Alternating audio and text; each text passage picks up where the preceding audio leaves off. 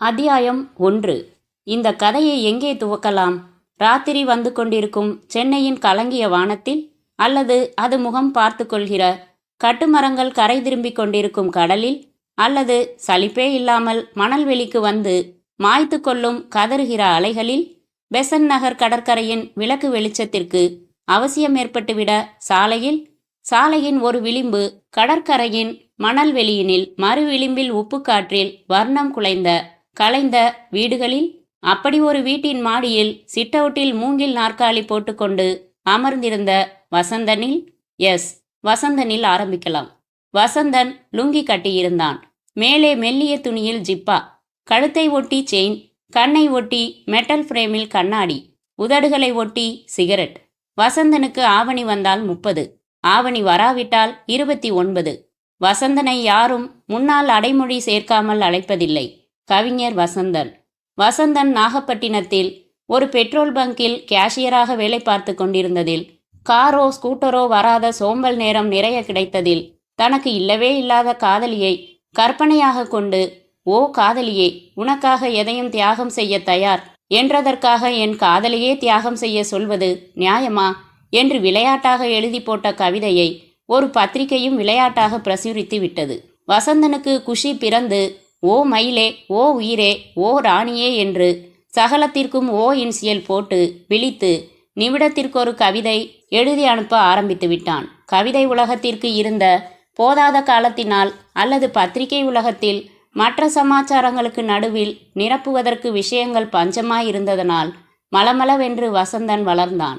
எல்லா பத்திரிகைகளிலும் வசந்தனின் கவிதைகள்.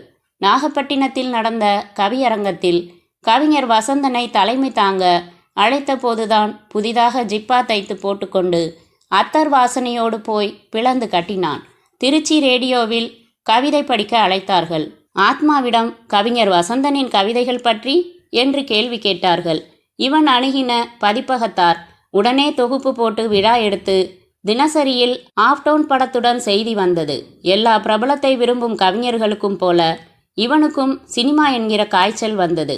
ஜிகுஜிகு ரயிலேறி சென்னை பட்டணம் வந்து மாதவம் இருந்து முன்னணி இசையமைப்பாளரை சந்தித்து தனது 20 லேமினேட்டட் கவிதை தொகுப்புகளை நீட்டினான். ரிப்பனில் கட்டி சைடில் திரும்பி புகைப்படக்காரரை பார்த்து கொண்டான். இதையெல்லாம் எடுத்து ஓரமாக வைங்க, நீங்க திறமையானவர், ஆனால் சினிமா வேற மொழி. இப்போ இங்கே மியூசிக் தான் புருஷன் சொல்றபடி கேட்குற பொண்டாட்டி தான் இங்கே தேவை. வாஸ்தவம் தானே? அப்பத்தானே தாம்பத்தியம் நடக்கும். 2 பேரும் புருஷனா இருக்க முடியாதே என்று பின் குறிப்பாக சிரித்து கன்னி தமிழ் அன்னையிடம் கற்ற வித்தை அனைத்தும் இசையின் காலடியில் சமர்ப்பிக்க, எங்க நான் ஒரு சந்தம் சொல்றேன், அதுக்கு பாட்டு சொல்லுங்க பார்க்கலாம். திருவிழா சீன், கூட்டமாக ஆம்பளைங்களும் பொம்பளைங்களும் சேர்ந்து பாடி ஆடுற சிச்சுவேஷன். ரெடியா என்றார் இசை. டபுள் ரெடி என்றான் கவிஞன். தானன்ன தன்னன்ன தந்தனாய் என்றார் ராகமாய். விரல் இடுக்கில் சிகரெட்டுடன் வசந்தன் யோசித்து, வசந்தங்கள் வாழ்த்தட்டும், வர்ணங்கள் தூவட்டும், நீ ஆடு என்றான். இவ்வளவு இலக்கியமா வேணாங்க? இதுவே இலக்கியமா? பின்ன எங்க ஊரு முத்தாக்குறிச்சியில் இதை விசிலடிக்கணும் கவிஞரே. இருங்க, இப்போ பாருங்க. ஜிஞ்சனுக்கு ஜிஞ்சனுக்கு நீ எனக்கு நீ எனக்கு, ஜிஞ்சனுக்கு ஜிஞ்சனுக்கு நான் உனக்கு நான் உனக்கு. தூள் பிச்சிட்டிங்க வசந்தன், கை கொடுங்க. வசந்தன் என் சீர் விருத்தம், களிப்பா, ஹைக்கூ, லொட்டு லொசுக்கு எல்லாம் மூட்டை கட்டி பரனில் போட்டுவிட்டு ஜிஞ்சனுக்கு ஜிஞ்சனுக்கு என்று முன்னேற்ற பாதையிலே மனதை வைத்து முழு மூச்சாய் அதற்காக தினமும் உழைத்து சினிமா பாடலாசிரியராய் சென்னையில் குடியேறி சினிமா பழக்கங்களில் கிடைத்த பிரபல இசையமைப்பாளர் ஒருவரின் பெண்ணையே திருமணம் செய்து பெசன்ட் நகர் தனி வீட்டில் தற்சமயம் மாடி சிட்டவுட்டில் மூங்கில் நாற்காலி போட்டுக்கொண்டு அமர்ந்து மடியில் வைத்திருந்த டேப் ரெக்கார்டரை வரி வரியாய் ஓடவிட்டு இசையமைப்பாளரின் மெட்டுக்கு தன் பேடில் கவிதை அல்ல பாடல் எழுதி கொண்டிருக்கும்போது இந்த கதையை துவக்கலாம். நேரம் மாலை 6:30. என்னங்க, ஆட்டோ வந்துடுச்சு, நான் புறப்படுறேன், இறங்கி வந்து கதவை சாத்திக்கங்க. பத்தினியின் குரலுக்கு படி இறங்கி வந்தான். கல்பனா கடைசி நிமிட டச்சப்பாக நெற்றியோரத்தில் லேசாக தீற்றியிருந்த பவுடரை சரி செய்தாள். கண்ணாடியில் இப்படி அப்படி திரும்பி பார்த்து கொண்டாள். தூளியில் 1.5 வயது பெண் குழந்தை நெளிந்து சினுங்கியது. லேசா ஆட்டி விடுங்க, தேவி எழுந்துட்டா என்னை போகவே விடமாட்டா. பால் எத்தனை மணிக்கு கொடுக்கணும், ஃபேரக்ஸ் எத்தனை மணிக்கு கொடுக்கணும்னு எழுதி வச்சிருக்கேன். ஷேஸ்டை அதிகமாயிடுச்சு, சிந்தனையிலேயே மிதக்காம கொஞ்சம் கவனிச்சு பார்த்துக்கங்க என்ன. நாளன்னைக்கு காலையில் வந்துட போற. என்னவோ வெளிநாடு போகிற மாதிரி இன்ஸ்ட்ரக்ஷன் கொடுக்குறிய கல்பனா. புறப்படு. தேவி அம்மா வேணும்னு அழுதான்னா கடைக்கு அழைச்சிட்டு போய் வாங்கி கொடுத்துட்றேன். கிண்டலுக்கு நேரங்காலமே இல்லையா? ரொம்ப அழுதா ஃபோன் செய்யுங்க. தம்பியை அனுப்பி வைக்கிறேன். பின்பக்கம் கதவை தாழ்பால் போட்டுடுங்க. கேஸ் மூடிட்டேனான்னு ஒரு பார்வை பார்த்துக்கங்க. எல்லா ஜன்னலையும் சாத்திட்டு தூங்குங்க. தூங்குறப்ப குப்புறப்படுத்துக்கவா மல்லாக்கப்படுத்துக்கவா அதையும் சொல்லிடு கல்பனா. பின்ன என்ன, நான் பார்த்துக்க மாட்டேன்னா? இங்கே இருக்கிற மயிலாப்பூருக்கு அம்மா வீட்டுக்கு போகிறதுக்கு இந்த ஆட்டம் ஆடுறியே. புறப்படு. ஆட்டோ வந்து 1/4 மணி நேரமாச்சு. கல்பனா தன் கைப்பையையும் ஒரு சிறிய பேக்கையும் எடுத்துக்கொண்டு தூங்கி கொண்டிருக்கும் தேவியிடம், அப்பா கிட்ட சமத்தா இருக்கணும் குட்டி, நான் போயிட்டு வரவா என்றாள். எழுப்பி சொல்லிட்டு போ. அட கிளம்பு கல்பனா. கல்பனா வாசலில் செருப்பணிந்து கொண்டு, எதையாச்சும் மறந்துட்டேனா? நாளைக்கு வேலைக்காரி வந்தான்னா ஷிஃபான் புது புடவையை துவைக்க போட்டிருக்கேன், அதை கொஞ்சம் பார்த்து துவைக்க சொல்லுங்க என்றாள். ஆட்டோவில் ஏறிக்கொண்டு டாட்டா காட்டினாள். வசந்தன் பெருமூச்சு விட்டான். மழை நின்றது போலிருந்தது. கதவை சாத்தி கொண்டு உள்ளே வந்தான். டெலிவிஷனை போட்டுக்கொண்டு சோஃபாவில் ரைட்டிங் பேடுடன் அமர்ந்தான். செய்தி சுருக்கத்தை சுருக்கமில்லாத முகம் வாசித்து கொண்டிருந்த போது நாம் அடுத்த அத்தியாயத்திற்கு சென்று, அத்தியாயம் 2. டெலிஃபோன் ஒலிக்கிற ஒலியை கேட்கிறோம். அந்த ஒலியால் உறக்கம் கலைந்த தேவி நெளிய தூளியை அசைத்து விட்டு வந்து டெலிஃபோனை எடுத்தான் வசந்தன். ஹலோ, மிஸ்டர் வசந்தன் இருக்காரா? ஒரு குரல் ஹார்மோனியம் வாசித்தது. அந்த வாத்தியம் பிடிக்காதவர்களுக்கு புல்புல் தாரா வாசித்தது. வசந்தன் தான் பேசுகிறேன். வணக்கம் சார், நான் உங்கள் ரசிகை. என் பேரு நிரூபமா. உங்களோட கவிதைகள்னா எனக்கு சோறு தண்ணி வேண்டியதில்லை. உங்களோட எப்போதும் வருவாள் தொகுதியை இதுவரைக்கும் 100 தடவையாவது படிச்சிருப்பேன். நான் இன்னைக்கு தான் மெட்ராஸ் வந்தேன். அடிக்கடி வருவேன். ஆனால் இந்த தடவை தான் உங்கள் அட்ரஸும் ஃபோன் நம்பரும் கிடைச்சிது. அப்படியா? சந்தோஷம்.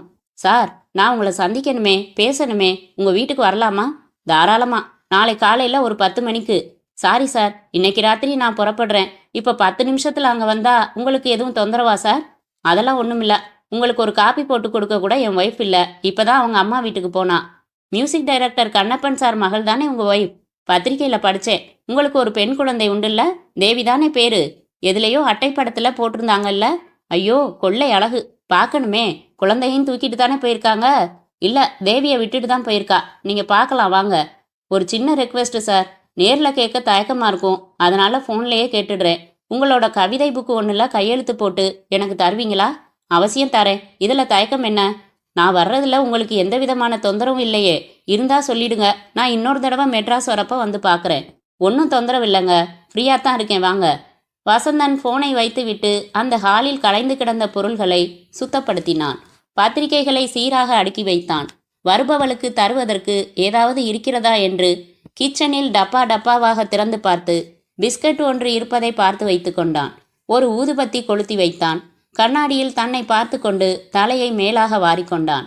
10 நிமிடங்களில் டிங் டாங் என்று அழைப்பு மணி சத்தம் கேட்டு கதவை திறக்க அவள் நின்று கொண்டிருந்தாள், கையில் ஒரு கரடி பொம்மையுடன்.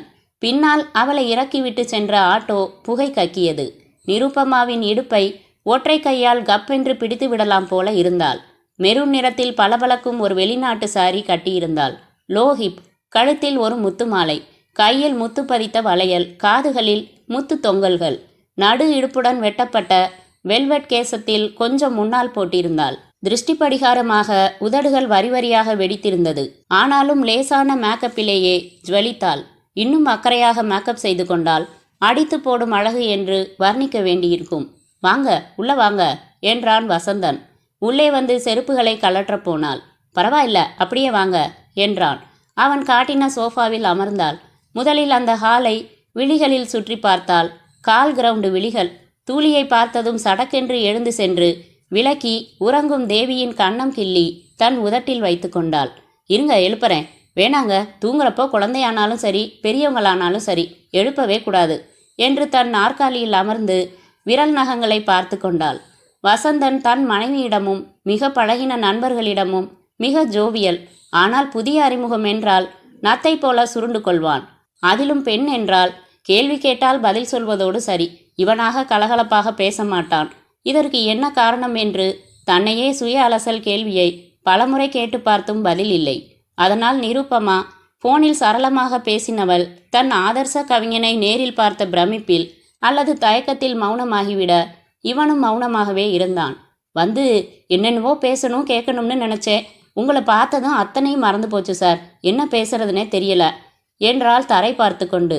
லேட்டஸ்டா வந்த என்னோட விடியலை விட்டு விலகி தொகுப்பு படிச்சிங்களா என்றான் தன் தயக்கத்தையும் அவள் தயக்கத்தையும் சேர்த்து உடைக்கும் நோக்கில். இல்லை சார், இருங்க வரேன். வசந்தன் அருகில் இருந்த தன் அறைக்கு வந்து அந்த புத்தகத்தை எடுத்து முதல் பக்கத்தில் நலமாய் வாழ்க என்று எழுதி தன் கையெழுத்தையும் தேதியையும் போட்டு எடுத்து வந்து கொடுத்தான். இந்தாங்க, இதை நீங்களே வச்சுக்கோங்க. பரவசத்துடன் வாங்கி கொண்டாள். புரட்டி பார்த்துவிட்டு, 6 மாதம் முன்னாடி நான் உங்களுக்கு ஒரு லெட்டர் எழுதினேன், நீங்கள் பதிலே போடலை என்றாள். புத்தகத்தை தன் கைப்பைக்குள் வைத்து கொண்டாள். சாரி, நேரம்தான் பிரச்சனை. நிறைய லெட்டர்ஸ் வருது, எல்லாத்துக்கும் பதில் போட முடியறதில்ல. உங்களுக்கு கவிதைகளில் ஆர்வம், படிக்கிறதோட சரியா? மாலைக்குயில்னு புனைப்பெயர் வச்சுக்கிட்டு அப்பப்போ கிறுக்கி பத்திரிகைகளுக்கு அனுப்புறதுண்டு. ஒரே ஒரு கவிதை தான் அச்சாகி இருக்குது. அந்த கவிதையை சொல்லுங்க பார்ப்போம். மேகம் மழை பெய்தாலும் வயலை நாம் தான் உழ வேண்டும். நல்லா இருக்கு, கொஞ்சம் ராவா இருந்தாலும் செய்தி நல்லா இருக்கு என்று எழுந்த வசந்தன், இருங்க பிஸ்கட்ஸ் இருக்கு கொண்டாரேன் என்று உள்ளே சென்ற நிமிடம் தாளிடப்படாத வாசல் கதவை சத்தமின்றி நன்கு திறந்து கொண்டு அவன் உள்ளே வந்தான். திடகாத்திரமாக இருந்தான். கண்கள் மட்டும் தெரிய 2 ஓட்டைகள் கொண்ட ஒரு கருப்பு முகமூடியை அணிந்திருந்தான். ஒரு கையில் துப்பாக்கி வைத்திருந்தான், மற்றொரு கையில் ஒரு கைக்குட்டை வைத்திருந்தான். நிருபமாவை பின்புறமாக மெல்ல அணுகினான். அவனுக்கு பின்னால் டியூப்லைட் இருந்ததால் தனக்கு முன்னால் ஒரு நிழல் நீளுவதை பார்த்து சட்டென்று திரும்பி பார்த்த நிருபமாவின் வாயை துப்பாக்கி கையால் பொத்தி கர்ச்சிப்பை அவள் மூக்கில் அழுத்தமாக பொத்தி கட்டாயமாக அந்த நச்சு திரவத்தை சுவாசிக்க செய்தான். வினாடிகளில் கண்கள் மேலே சொருக மயக்கமுற்று அப்படியே தொய்வாக நிருபமா சரிய கையில் பிஸ்கட்டுகள் கொண்ட தட்டுடன் வந்த வசந்தன் பதட்டமாகி, ஏய் ஏய், என்ன இது, என்ன செய்ற என்று கத்த அவன் துப்பாக்கியை வசந்தனை நோக்கி நிமிர்த்தினான். வாயை திறந்த சுடுவே, வா கிட்ட வா, உக்காரு, அப்படி உக்காரு. வசந்தன் அவனுடைய உத்தரவுக்கெல்லாம் நடுங்கிக் கொண்டே கட்டுப்பட்டான். அவன் சுற்றுமுற்றும் பார்த்து தூளியை பார்த்து அங்கே சென்று தேவியை தூக்கி தோளில் சாய்த்து கொண்டான். டேய் டேய், என்னடா? இதோ பார், இவளை நான் இங்கேருந்து தூக்கிட்டு போக போகிறேன். இங்கே நான் வந்தது, இவளை மயக்கப்படுத்தினது, தூக்கிட்டு போனது, இதையெல்லாம் நீ போலீஸில் சொல்லிடக்கூடாது பாரு. அதுக்காகத்தான் இந்த குழந்தைய தூக்கிட்டு போகிறேன். ஐயோ, என் குழந்தைய விட்டுடுப்பா. நான் யார்கிட்டையும் எதையும் சத்தியமாக சொல்லலை. பார்க்கலாம், உன்னை கண்காணிப்பேன் நாளைக்கு முழுக்க. நீ யார்கிட்டையும் சொல்லாமல் இருந்தா குழந்தை தன்னால் உங்ககிட்ட வரும். இல்லைன்னா கடலில் வீசிடுவேன். உனக்கு கவுன் மட்டும்தான் கிடைக்கும், அதுவும் அதிர்ஷ்டம் இருந்தா. உட்கார்ந்த இடத்த விட்டு எழுந்திருக்கக்கூடாது, புரிஞ்சுதா? இதோ வரேன். அவன் குழந்தையோடு வெளியில் சென்றான். ஒரு காரின் கதவு திறக்கும் சத்தம் கேட்டது. வசந்தன் சட்டென்று எழுந்து காரின் நம்பரை பார்த்து விடலாம் என்று தீர்மானித்து அருகில் ஜன்னலுக்கு ஓடி திரை விலக்கி எட்டி பார்க்க காரின் சைடு பகுதி தான் தெரிந்தது. அம்பாசிடர் வீட்டுக்கு சற்று தள்ளி நின்றிருந்தது. காரின் கதவு மூடும் சத்தம் கேட்க வேகமாக வந்து அமர்ந்து கொண்டான் வசந்தன். உள்ளே வந்த அவன் நேராக டெலிஃபோனை அணுகினான். கத்தி எடுத்து விரித்து அதன் கேபிளை கட் செய்தான். எந்திரி என்றான் இவனை. வசந்தன் வியர்த்து போயிருந்தான். எழுந்தான். என் குழந்தைய கொடுத்துருப்பா, நான் சத்தியமா சொல்ல மாட்டேன்பா என்று அழுகிற குரலில் சொன்னான் வசந்தன். ஷூ, அதான் சொன்னேனே, யார்கிட்டையும் எதையும் சொல்லாம இருந்தா ஒப்படைப்பெண்ணு. அப்புறமும் ஏன் புலம்புற? நட, அந்த ரூமுக்குள்ள போ. நான் சொல்றதுக்கு முன்னாடி வெளியில வரக்கூடாது, புரிஞ்சுதா? உள்ள போ. வசந்தன் தன் படுக்கை அறைக்குள் நுழைய அவன் கதவை இழுத்து சாத்தினான். தன் பேண்ட் பாக்கெட்டில் இருந்து ஒரு பாட்டில் எடுத்து ரெஃப்ரிஜிரேட்டர் திறந்து உள்ளே வைத்தான். நிருபமாவை 2 கைகளாலும் தூக்கி தன் தோளில் சரித்து கொண்டான். அவளின் கைப்பையையும் அவள் கொண்டு வந்த கரடி பொம்மையையும் நினைவாக எடுத்துக்கொண்டான். வெளியே தன் காருக்கு நடந்தான். வசந்தன் தன் படுக்கையறை ஜன்னலில் இருந்து வாசலை பார்க்க வழியில்லாமல் தவித்தான். கார் புறப்படுகிற சத்தம் கேட்டது. அட பாவி, போயே விட்டானா என் குழந்தையுடன்? அவள் என்ன இதெல்லாம்? வசந்தன் தன் அறைக்கதவை மெல்ல திறந்து பார்க்க அந்த பக்கம் தாழிடாமல் சும்மாதான் சாத்தி இருக்கிறான். திறந்து ஹாலுக்கு வர நிருபமா இல்லை. அவசரமாக வாசலுக்கு வந்து பார்க்க கார் போய்விட்டது. வசந்தன் பரபரத்தான். என்ன செய்வதென்றே புரியவில்லை. அவனுடைய வார்த்தைகளில் விளையாட்டு எல்லளவும் இல்லை. இப்போது நான் போலீசிற்கு தகவல் சொன்னால் என் தேவியை கண்டிப்பாக கடலில் வீசுவான். யாரிடமும் மூச்சு விடாமல் இருந்தால் சொன்னபடி தேவியை எதுவும் செய்யாமல் ஒப்படைத்து விடுவானா? நம்பித்தான் ஆக வேண்டும். யார் அவன்? ஏன் நிருபமாவை கடத்துகிறான்? அவளை தொடர்ந்து வந்திருக்க வேண்டும். கடவுளே, என் வீடுதானா கிடைத்தது அதற்கு? அவள் என் வீட்டை விட்டு போன பிறகு கடத்தியிருக்க கூடாதா? அல்லது நான் பிஸ்கட் எடுத்துக்கொண்டு சற்று தாமதமாக வந்திருந்தால் கூட அவன் நிருபமாவை மட்டும் தூக்கி சென்றிருப்பான். நான் பார்த்துவிட்ட காரணத்தால் என் வாயை அடைப்பதற்காக என் குழந்தையையும் தூக்கி சென்று விட்டான். என்ன செய்ய போகிறேன்? வசந்தனுக்கு படபடப்பாக வந்தது. அத்தியாயம் 3. சப் இன்ஸ்பெக்டர் தயாளன் ஒல்லியாய் இருந்தார், உயரமாயிருந்தார். கழுத்தில் மெல்லிய தங்கச் சங்கிலி அணிந்திருந்தார். தாடை மத்தியில் லேசாய் ஒரு பள்ளம். இன்னும் முகத்தில் போலீசுக்கு உரிய பிரத்யேக முரட்டுத்தனம் வந்து சேரவில்லை. வேளச்சேரி போலீஸ் ஸ்டேஷனில் புத்திசாலித்தனம் காட்டியதன் விளைவாக இன்ஸ்பெக்டர் செய்த உள்வேளையில் டிரான்ஸ்பர் செய்யப்பட்டு அடையாறு போலீஸ் ஸ்டேஷனில் காலை வைத்த இந்த நிமிடம் தயாளன் பிரார்த்தித்து கொண்டார். இங்கே கிரைம்ஸ் இன்ஸ்பெக்டர் எப்படிப்பட்டவரோ, இன்னும் எத்தனை நாட்கள் இங்கே கொடுப்பினையோ, கடவுளே, இவராவது என்னை சற்று அனுசரித்து போகிறவராக, என் யோசனைகளை அங்கீகரிப்பவராக அமைய வேண்டும். இன்ஸ்பெக்டர் ராஜவேலு சிரித்த முகமாயிருந்தார். பற்களில் வெற்றிலை சிவப்பு, அருகே ஜன்னலின் கம்பிகள் முழுக்க உலர்ந்த எச்சில் சிவப்பு.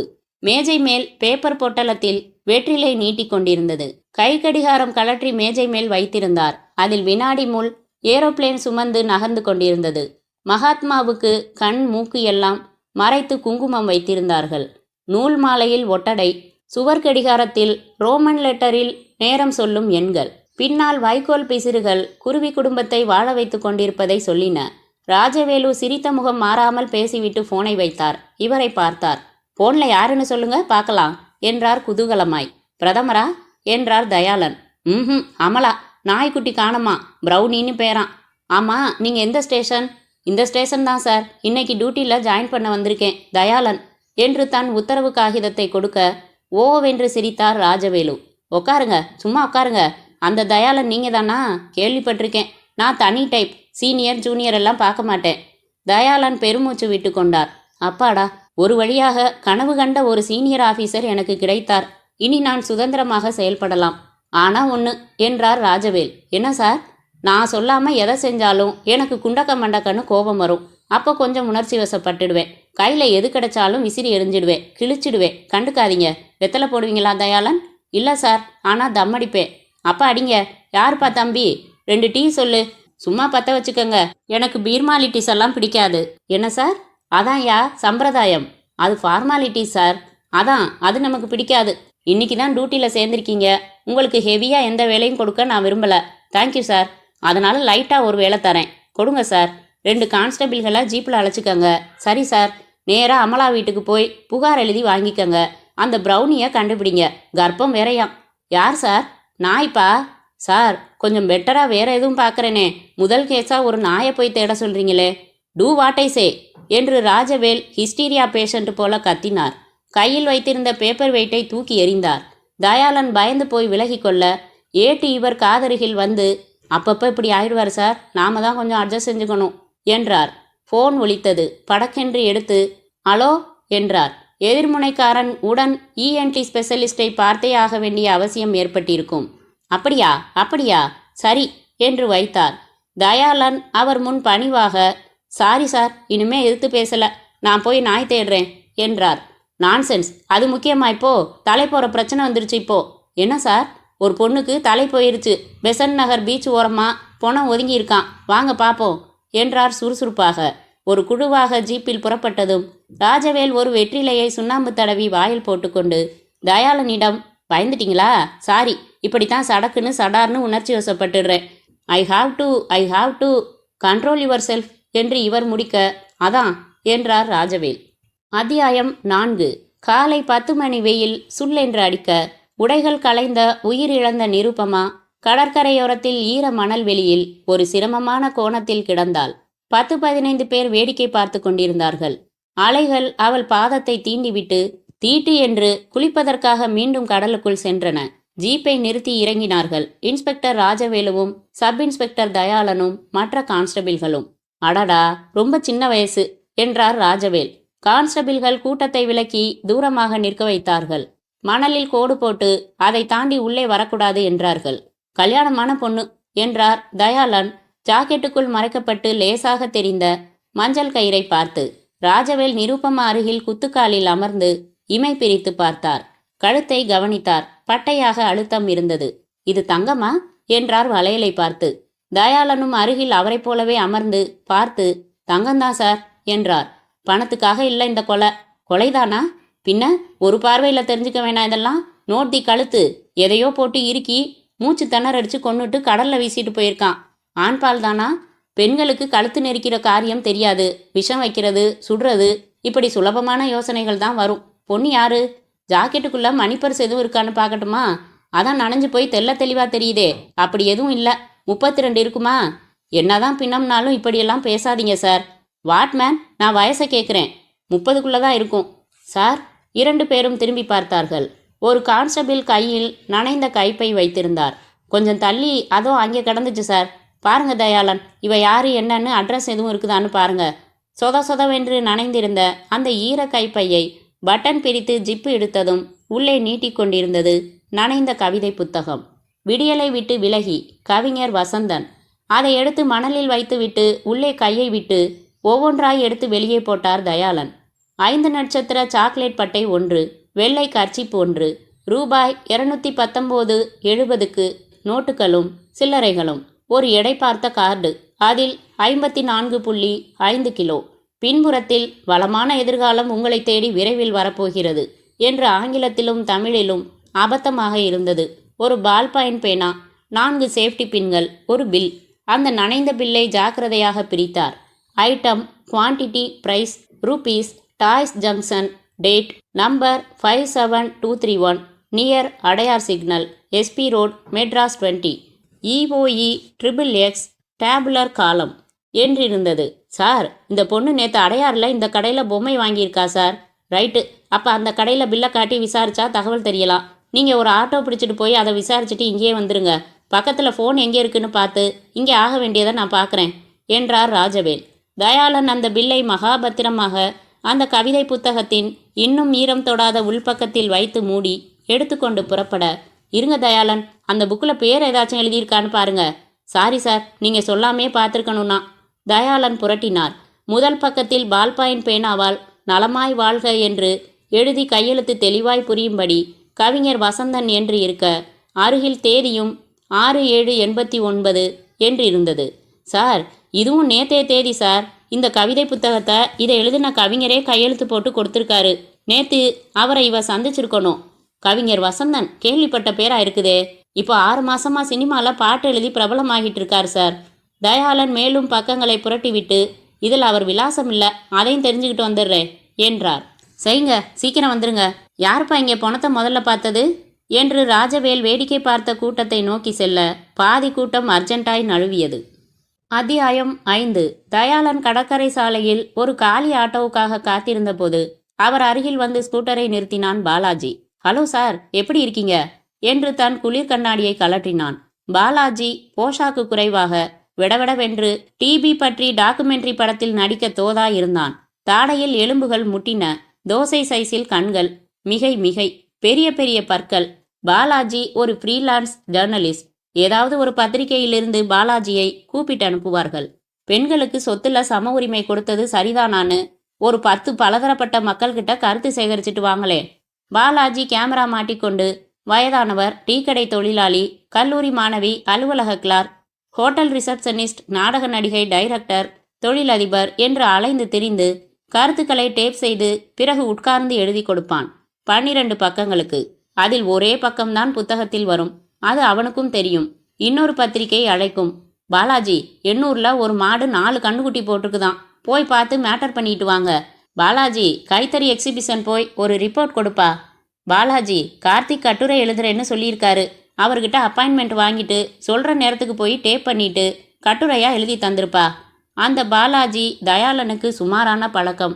பாலாஜி, நீங்கள் இப்போ ஃப்ரீன்னா எனக்கு அடையாறு வரைக்கும் ஒரு லிஃப்ட் வேணுமே என்றார் தயாளன்.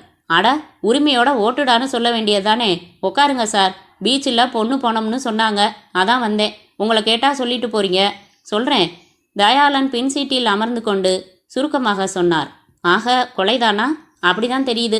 சார், எனக்கு நீங்கள் ஒரு உதவி செய்யணும். செய்வீங்களா? என்னன்னு சொல்லுங்க. ஒரு கொலை கேஸை அதோட ஆரம்பத்திலேருந்து கடைசி வரைக்கும் அணுவா பக்கத்துல இருந்து உங்கள் நடவடிக்கைகளை நோட் செய்யணும். அப்புறம் அதை ஒரு இன்ட்ரெஸ்டிங் தொடர் கட்டுரையாக செய்யணும்னு ரொம்ப நாளாக மனசில் இருக்கிற ப்ராஜெக்ட். இந்த கொலை கேஸ் இப்போ தான் ஆரம்பமாகி இருக்குது. Please sir, உதவுவீங்களா? உதவின்னா என்ன செய்யணும்னா? ஒன்றுமில்ல, என்னை பக்கத்திலே வச்சுக்கணும். இந்த கேஸ் தொடர்பாக நீங்கள் எங்கே போனாலும் நானும் கூட வருவேன். உங்கள் விசாரணைகளில் மூச்சு விடாமல் ஓரமாக நின்று கவனிப்பேன். That's all. பார்க்கலாம். இன்ஸ்பெக்டரை கேட்காம நான் சொல்ல முடியாது. கேட்டே சொல்லுங்க. அடையாறில் எங்கே சார்? சிக்னல் பக்கத்தில் டாய்ஸ் ஜங்ஷன்னு தெரியுமே, பெரிய கடை. பெரிய கடையாகத்தான் இருந்தது. 6 இளைஞர்கள் வேலை பார்த்தார்கள். பொம்மைகள் வயது வாரியாக செக்ஷன் பிரிக்கப்பட்டிருந்தன. 6 மாத குழந்தைகளுக்கு 1 வயது முதல் 3 வயது வரை, 3 முதல் 5 வரை என்று தனித்தனியாக பொம்மைகள் எக்கச்சக்கமாக அடுக்கப்பட்டிருந்தன. தயாளனும் பாலாஜியும் பில் போட்டு பணம் வாங்கும் அலங்கரிக்கப்பட்ட கவுண்டரை அடைந்தார்கள். அங்கே அமர்ந்திருந்த இளம்பெண் தன் கழுத்து மணியை நேர் செய்து கொண்டு, என்ன வேணும் சார் என்றாள் ரோஸ் நிற லிப்ஸ்டிக் பூசின உதடுகளால். தயாளன் அந்த பில்லை மெதுவாக எடுத்து மேஜை மேல் வைத்தார். நேற்று உங்கள் கடையில் 75 ரூபாய்க்கு பொம்மை வாங்கப்பட்டதுக்கான பில் இது. கொஞ்சம் யோசிச்சு இந்த பில் யாருக்கு போடப்பட்டதுன்னு சொல்ல முடியுமா மேடம்? இது ரொம்ப முக்கியமான தகவல்.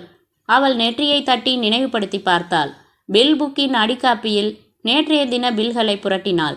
மாதவன் என்று அழைத்து தயாளன் சொன்ன விபரங்களை சொல்ல, ஆட்டோவில் வந்து கரடி பொம்மை வாங்கினாங்களே அந்த பில் தானே என்று அவனை கேட்டு அவன் வெகுவாக ஆமோதித்ததும் இவர்கள் பக்கம் திரும்பினாள். நேற்று ஈவினிங் ஒரு மேடம் வந்து கரடி பொம்மை வாங்கினாங்க, அதோட பில் இது. அவங்க எங்கள் ரெகுலர் கஸ்டமர் இல்லை, மாடர்னாக இருந்தாங்க. If my memory is right, maroon colour sari கட்டியிருந்தாங்க. Anything wrong sir? Damagingly she is dead. Oh God, கொலை. யோசிங்க மேடம், ஏதாச்சும் பேசுனாங்களா? இல்லை, நல்லா நினைவு இருக்கு. பில்லுக்கு பணம் கொடுத்து பாக்கி வாங்கிக்கிட்டாங்க மௌனமா. மாதவன் சேல்ஸ் பண்ணினது. 1 மினிட். மாதவன் இங்கே வாங்க, என்ன கேட்கணுமோ கேளுங்க சார். மாதவன் முதல் பட்டன் வரை போட்டிருந்தான். நெற்றியில் குங்குமம். கரடி பொம்மை வாங்கின மேடம் உங்ககிட்ட என்ன கேட்டாங்க? நீங்கள் என்ன சொன்னீங்க? கொஞ்சம் அப்படியே நினைவுபடுத்தி சொல்லுங்களே. 1.5 வயசு குழந்தைக்கு 100 ரூபாய்க்குள்ள பொம்மை வேணும்னு கேட்டாங்க. வாசல்ல நின்ன ஆட்டோவையே திரும்பி திரும்பி பார்த்துக்கிட்டு ஒரு அவசரத்தில் இருந்தாங்க. நான் கரடி பொம்மை எடுத்து தந்தேன். உடனே பில் போட சொல்லி கவுண்டருக்கு வந்துட்டாங்க. பாலாஜி உன்னிப்பாக தயாளன் கேட்கும் விதத்தையும் வந்த பதில்களையும் மனதில் பத்திரப்படுத்தி கொண்டான். ஆட்டோவில் யாராச்சும் இருந்தாங்களா? இல்லை சார். ஆட்டோ நம்பர் பார்த்த நினைவு இருக்கா? இல்லை சார், காரணம் இல்லாமல் எதுக்காக பார்க்க போகிறேன். சரி என்று அவனை அனுப்பிவிட்டு யோசித்தார் தயாளன். மேடம், அப்போ டைம் என்ன இருக்கும்? 6:30 இருக்கும்னு நினைக்கிறேன். உங்கள் டெலிஃபோன் டைரக்டரி கொஞ்சம் எடுங்களே. பெற்றுக்கொண்டு வசந்தனின் விடியலை விட்டு விலகி கவிதை தொகுப்பை வெளியிட்ட பொன்னெழில் பதிப்பகத்தின் போன் நம்பரை தேடினார். குறித்து கொண்டு அனுமதி பெற்று சுழற்றினார். ஹலோ, பொன்னெழில் பதிப்பகமா? வணக்கம், கவிஞர் வசந்தனோட அட்ரஸ் வேணும் சார். நீங்கள் யாரு? அவர் ரசிகன், தபால் போடணும். சொல்கிறேன், குறிச்சுக்கோங்க. குறித்து கொண்டு, அட பெசன் நகரில் தான் இருக்காரா அவரு? கொலையும் இதே ஏரியாவில் தான் நடந்திருக்கணும். தேங்க்ஸ் மேடம், மறுபடியும் ஏதாச்சும் சந்தேகம் தெளிவுபடுத்திக்க நினச்சா வருவேன். மறந்துட்டேனே, அவங்க வாங்கின அந்த கரடி பொம்மை என்ன சைஸ் காமிக்க சொல்லுங்களே என்றார். பார்த்து கொண்டார். புறப்பட்டார். நேராய் வசந்தன் வீட்டிற்கு போகலாமா என்று யோசித்தார். காலையில் இன்ஸ்பெக்டர் சொன்னது நினைவுக்கு வந்தது. நான் சொல்லாததை செஞ்சா எனக்கு குண்டக்க மண்டக்கன்னு கோபம் வரும். ஆகவே விசாரித்த தகவல்களையும் வசந்தனின் விலாசத்தையும் இன்ஸ்பெக்டரிடம் கொடுத்துவிட்டு பிறகு அவர் சொல்கிறபடி நடக்க தீர்மானித்தார். பெசன் நகர் பீச்சுக்கு விடுங்க பாலாஜி. நீங்க கேப்பீங்கன்னு நினைச்சு நான் ஏமாந்துட்டேன். எதை கேட்கலனா? கடையில் அந்த பொண்ணு பேரை. டோன்ட் பி சில்லி, அது அனாவசிய கேள்வி. பணத்துக்கே என்ன பேருன்னு இன்னும் தெரியாம தவிக்கிறோம் நாங்க. ஸ்கூட்டர் புறப்பட்ட இடத்தில் வந்து நின்றபோது ஃபாரன்சிக்காரர்கள் வேனில் வந்து இறங்கி கொண்டிருந்தார்கள். கூட்டம் அதிகமாகி இருந்தது. யாரோ புகைப்படம் எடுத்தார்கள். டாக் ஸ்குவாட் மற்றொரு வேனில் வந்து நின்றது. இன்ஸ்பெக்டர் ராஜவேல் ஜீப்பில் அமர்ந்து ஸ்ட்ரா கட்டுப்படியாகாமல் அதை தூக்கி எறிந்துவிட்டு பாட்டிலுடன் கவிழ்த்து கொண்டு குளிர்பானம் குடித்து கொண்டிருந்தார். தயாளனும் பாலாஜியும் அவரை அணுகினார்கள். அத்தியாயம் 6. நாக்கு 4 இன்ச் வெளியே தொங்க வேனிலிருந்து கீழே குதித்தது போலீஸ் நாய் ஸ்டீஃபன். கண்ணுக்குட்டி சைஸில் இருந்தது. தடியான சங்கிலி கட்டி மறுமுனையை பிடித்திருந்த அதன் ட்ரெய்னர் கை வைத்த வெள்ளை பனியனுடன் இறங்கினார். ஸ்டீஃபன் நேராய் நிரூபமாவிடம் சென்றது. சுற்றி வந்தது. தன் காதுகளை ஒருமுறை சிலுப்பிக் கொண்டது. அதன் ட்ரெய்னர் அதற்கு புரிகிற சங்கேத குரலில் உத்தரவுகள் கொடுக்க ஸ்டீஃபன் மணலில் மெதுவாக சாலையை நோக்கி ஓடத் துவங்கியது. இன்ஸ்பெக்டர் ராஜவேலும் தயாளனும் இடைவெளி விட்டு அதை தொடர்ந்தனர். ஏதோ நல்ல மூடில் அவர் அனுமதி அளித்ததில் பாலாஜியும் அவர்கள் பின்னால் நடந்தான். ஸ்டீஃபன் பீச் சாலையை குறுக்கில் கடந்து இந்த பக்கம் வந்தது. அதன் ஓட்டம் இப்போது வேகம் பெற்றுவிட விரைந்து ஓடி நமது கவிஞர் வசந்தனின் வீட்டு காம்பவுண்ட் கிரில் கேட் மேல் 2 கால்களை தூக்கி வைத்து விடாமல் குறைத்தது. உள்ளே பாய துடித்தது. தயாளன் தெருப்பெயர் வீட்டு எண் 2ஐயும் பார்த்துவிட்டு, சார், இது நான் ஃபோன் பண்ணி தெரிஞ்சுக்கிட்ட கவிஞர் வசந்தன் வீடு சார். கேட் சும்மா தான் கொக்கி போட்டிருக்கு, திறப்பா என்றார் ராஜவேல். இரட்டை கதவுகள் கொண்ட கேட்டின் மைய கொக்கி உயர்த்தி நீக்கப்பட்டு கதவு தள்ளப்பட்டதும் ஸ்டீஃபன் உள்ளே பாய்ந்தது. வீட்டை சுற்றி கொண்டு பின்புறம் ஓடியது. இந்த சத்தத்தில் கலேபரத்தில் கதவு திறந்த வசந்தன் கூட்டமாக போலீஸ் உள்ளே நுழைவதை, நாய் ஓடுவதையெல்லாம் பார்த்து மிரண்டான். ராத்திரி முழுக்க உறக்கமில்லாமல் கொட்டு கொட்டென்று விழித்திருந்ததில் சிவந்து போயிருந்த கண்களுடன் புரியாமல் பார்க்க, எக்ஸ்கியூஸ் மீ சார், நீங்க தானே மிஸ்டர் வசந்தன்? ஆமா. கடற்கரையோரமா ஒரு பொண்ணு பிணம் ஒதுங்கி இருக்குது. மோப்பம் பிடிக்க வந்த நாய் உங்க வீட்டுக்கு ஓடி வந்து பின்பக்கம் ஓடி இருக்கு. நீங்களும் எங்க கூட வாங்க, முதல்ல நாயை கவனிக்கலாம், அப்புறம் உங்களை விசாரிக்கணும் என்றார் ராஜவேல். அனைவரும் பின்புறம் வந்தார்கள். கிணறு அருகில் எலுமிச்சை மரம் இருந்தது. நந்தியாவட்டை பூச்செடி இருந்தது. தவிர சூரியகாந்தி, கனகாம்பர செடிகளும் இருந்தன. தொட்டிகளில் ரோஜா பூக்கள் பல வர்ணங்களில் பூத்திருந்தன. ஸ்டீஃபன் கனகாம்பரம் செடி அருகில் சென்று கால்களால் தரையை தோண்டியது குறைத்து கொண்டே. அந்த இடத்துல தோண்டி பார்ப்பா. வசந்தன் எதுவுமே புரியாமல் பிரமிப்புடன் பார்த்து கொண்டிருக்க, அவன் வீட்டிலிருந்தே கடப்பாரையும் மண்வெட்டியும் கேட்டு வாங்கி தோண்ட ஆரம்பிக்க, ராஜவேல் அதுவரைக்கும் விசாரிக்கலாம் என்று வசந்தன் பக்கம் திரும்பினார். நேத்து உங்க வீட்டுக்கு ஒரு பொண்ணு வந்துச்சா? நீங்க உங்க புத்தகத்துல கையெழுத்து போட்டு கொடுத்தீங்களா? ஆமா சார். ஆனா அதுக்கப்புறம் விபரீதமா ஏதோ சினிமாவில் நடக்கிற மாதிரி சில சம்பவங்கள் நடந்துச்சு சார். சார் இங்க பாருங்க என்று தோண்டிக் கொண்டிருந்த கான்ஸ்டபிளின் குரலுக்கு அனைவரும் திரும்பி பார்த்தனர். 3 அடி ஆழத்தில் புதைக்கப்பட்டிருந்த அந்த கரடி பொம்மையை முதலில் வெளியே எடுத்து போட்டார். அடுத்து ஒரு லெதர் இடுப்பு பெல்ட் எடுத்து போட்டார். வசந்தன் விழி பிதுங்கி பார்த்தான். இந்த பொம்மை என் தேவிக்கு கொடுப்பதற்காக நிரூபமா வாங்கி வந்த பொம்மை அல்லவா? அந்த முகமூடிக்காரன் அவளை தூக்கி சென்ற போது இதையும் எடுத்து சென்றானே. பின் இங்கே என் வீட்டு தோட்டத்தில் எப்படி வந்தது? யார் புதைத்தது? எப்போது? அதென்ன பெல்ட்? கடற்கரையோரம் ஒதுங்கின பிணம் நிரூபமாவா? ஐயோ, என்ன இதெல்லாம்? என்னை சுற்றி என்ன நடக்கிறது? என் குழந்தை எங்கே? விக்கித்து நின்ற வசந்தனின் தோளில் தட்டினார் ராஜவேல். என்ன வசந்தன் இதெல்லாம்? குரலில் அதட்டல் இருந்தது இப்போது. சார், எனக்கு எதுவுமே புரியல. மயக்கம் வர மாதிரி இருக்கு. அப்படியா? உள்ள வாங்க, உட்காந்து பேசலாம். வீட்டின் ஹாலில் சோஃபாக்களில் வசந்தனும் ராஜவேலும் அமர தயாளன் நின்று கொண்டிருந்தார். ஏட்டு நோட்டும் பேனாவுமாக குறிப்புகள் எடுத்துக்கொள்ள தயாராயிருந்தார். தயாளன் அங்கே இருந்த ரெஃப்ரிஜிரேட்டர் திறந்து தண்ணீர் பாட்டில் எடுத்தபோது நெப்போலியன் பிராந்தி அரை பாட்டில் உள்ளே இருப்பதை கவனித்தார். தண்ணீரை கொடுத்ததும் வசந்தன் குடித்தான். இப்ப சொல்லுங்க வசந்தன், அந்த பொண்ணு பேர் என்ன? நிரூபமா. புருஷன் பேரு? அவங்க கல்யாணமானவங்களா சார்? என்னையே கேட்குறீங்களா? ரைட். அவங்க எங்கே இருக்காங்க? அதெல்லாம் எனக்கு தெரியாது சார். இதோ பாருங்க வசந்தன், நீங்கள் ஒரு பப்ளிக் ஃபிகர். அதனால கொஞ்சம் நிதானமாகவே மரியாதை கொடுத்து விசாரிக்க விரும்புகிறேன். கரெக்டாக சொல்லிடுங்க. நிரூபமா கொலையில் நீங்கள் சம்மந்தப்படுவீங்கன்னு நாங்கள் எதிர்பார்க்கல. என்னது? நீங்கள் சொன்ன கடலோரம் ஒதுங்கின பூனம் நிரூபமாவா? அவங்களா? அவன் கொன்னுட்டான் அவளை? அப்போ என் குழந்தை? வசந்தன், அவன்னா யாரு? நேற்று வந்தான் சார், முகமுடி போட்டுக்கிட்டு. என்னையா கவிஞரே, எதையோ சொல்றீரே. தோட்டத்தில் பொம்மையும் பெல்ட்டும் புதைச்சது யாரு? நீங்க தானே? ஐயோ, இது என்ன சார் வம்பு? நான் இல்லை சார். குழப்பாதீங்க, தெளிவாக பேசுங்க. முதல்ல நீங்கள் என்ன தான் சொல்கிறீங்கன்னு தெரிஞ்சுக்கிறோம். நாங்கள் கேட்குற கேள்விக்கு மட்டும் பதில் சொல்லுங்க. இந்த வீட்டில் யார் யார் இருக்கீங்க? நான், என் ஒய்ஃப் கல்பனா, என் குழந்தை தேவி. அவங்க 2 பேரும் எங்கே இப்போ? கல்பனா நேற்று சாயங்காலம் மயிலாப்பூரில் இருக்கிற அவங்க அம்மா வீட்டுக்கு புறப்பட்டு போனா, லேடி சம்மந்தப்பட்ட ஒரு சின்ன பூஜைக்காக. சரி, குழந்தை இங்கே தான் விட்டுட்டு போனா. நான் தான் பார்த்துக்கிறேன், விட்டுட்டு போன்னு சொன்னேன். இப்போ எங்கே? துப்பாக்கி முனையில் என்னை மிரட்டி அவன் நிரூபமாவையும் என் தேவியையும் தூக்கிட்டு போனான் சார். குழப்ப ஆரம்பிச்சிட்டிங்க. யார் தூக்கிட்டு போனது? தெரியாது. அம்பாசிடர் காரில் வந்தான், முகமுடி போட்டிருந்தான். நிரூபமா ஏன் இங்கே வந்தா? சார், தெளிவாக சொல்கிறேன். என் ஒய்ஃபு புறப்பட்டு போனதும் எனக்கு ஒரு ஃபோன் வந்துச்சு. என் பேர் நிரூபமா, உங்கள் ரசிகை, நேரில் பார்க்கணும்னு சொன்னாங்க. வாங்கன்னே. 7:15 இருக்கும். வந்தாங்க. கரடி பொம்மையோட வந்தாங்களா என்றார் தயாளன். ஆமாம். ஆட்டோ இல்லையா? ஆமாம் சார், அது நிரூபமாவே தான். கடற்கரைக்கு இவரை அழைச்சிட்டு போய் அடையாளம் காட்ட சொல்லணும் என்ற தயாளனை லேசாக முறைத்தார் ராஜவேல். தயாளன், உங்களை நான் கேள்வி கேட்க சொன்னேன்னா சொல்கிறத மட்டும் செய்யுங்க. ஜஸ்ட் கவனிங்க போதும். அதுக்கு முன்னாடி இன்னும் விசாரிக்க வேண்டியது நிறைய இங்கே இருக்கு என்ற ராஜவேல் வசந்தன் பக்கம் திரும்பி, நீங்கள் சொல்லுங்க. வந்தாங்க, அப்புறம் பேசிக்கிட்டு இருந்தோம். என் புத்தகத்தில் கையெழுத்து போட்டு கொடுத்தேன். அவங்களுக்கு சாப்பிட பிஸ்கட் எடுத்துகிட்டு வர உள்ளே போனேன். நான் பிஸ்கட்டோட திரும்பி வந்து பார்த்தா எவனோ ஒருத்தன் முகத்தில் கண் மட்டும் தெரிகிற மாதிரி ஒரு முகமூடி போட்டிருந்தான். கையில் துப்பாக்கி. நிரூபமா மூக்கில் கர்ச்சிப் வச்சு அழுத்திக்கிட்டு இருந்தான். அவங்க மயக்கமாகிட்டாங்க. என்னடா செய்கிறேன்னு நான் பதறினேன்னா உடனே என்ன மிரட்ட ஆரம்பிச்சிட்டான். தூளியில் இருந்த என் குழந்தைய தூக்கிக்கிட்டான். இங்கே நடந்ததை யார்கிட்டையாச்சும் சொன்னான், உன் குழந்தைய தூக்கி கடலில் வீசிடுவேன்னு சொல்லிட்டு புறப்பட்டு போனான். என்ன அந்த ரூமுக்குள்ளே போக சொல்லி கதவை சாத்திட்டு, அப்புறம் நான் வந்து பார்த்தா டெலிஃபோனையும் கட் பண்ணிட்டான். அவன் கார் நம்பரை பார்க்கவும் சந்தர்ப்பம் கிடைக்கல. எனக்கு என்ன செய்கிறதுனே புரியாமல் ராத்திரி பூரா பித்து பிடிச்சவன் மாதிரி உட்காந்துருந்தேன். எப்போ தூங்கினேன்னே தெரியாது. நாய் குறைச்சி நீங்கள் எல்லாம் வந்த சத்தத்தில் தான் முழித்தேன். காமிக் கதையில் வர மாதிரி சொல்கிறீங்களே. குழந்தைய தூக்கிட்டு போனான்னு சொல்கிறீங்க, உடனே எங்ககிட்ட ஏன் வரல? போலீஸ்லேயோ வேறு யாருக்கிட்டேயோ நடந்ததை சொன்னால் குழந்தைய கொன்னுடுவேன்னு சொன்னானே சார்.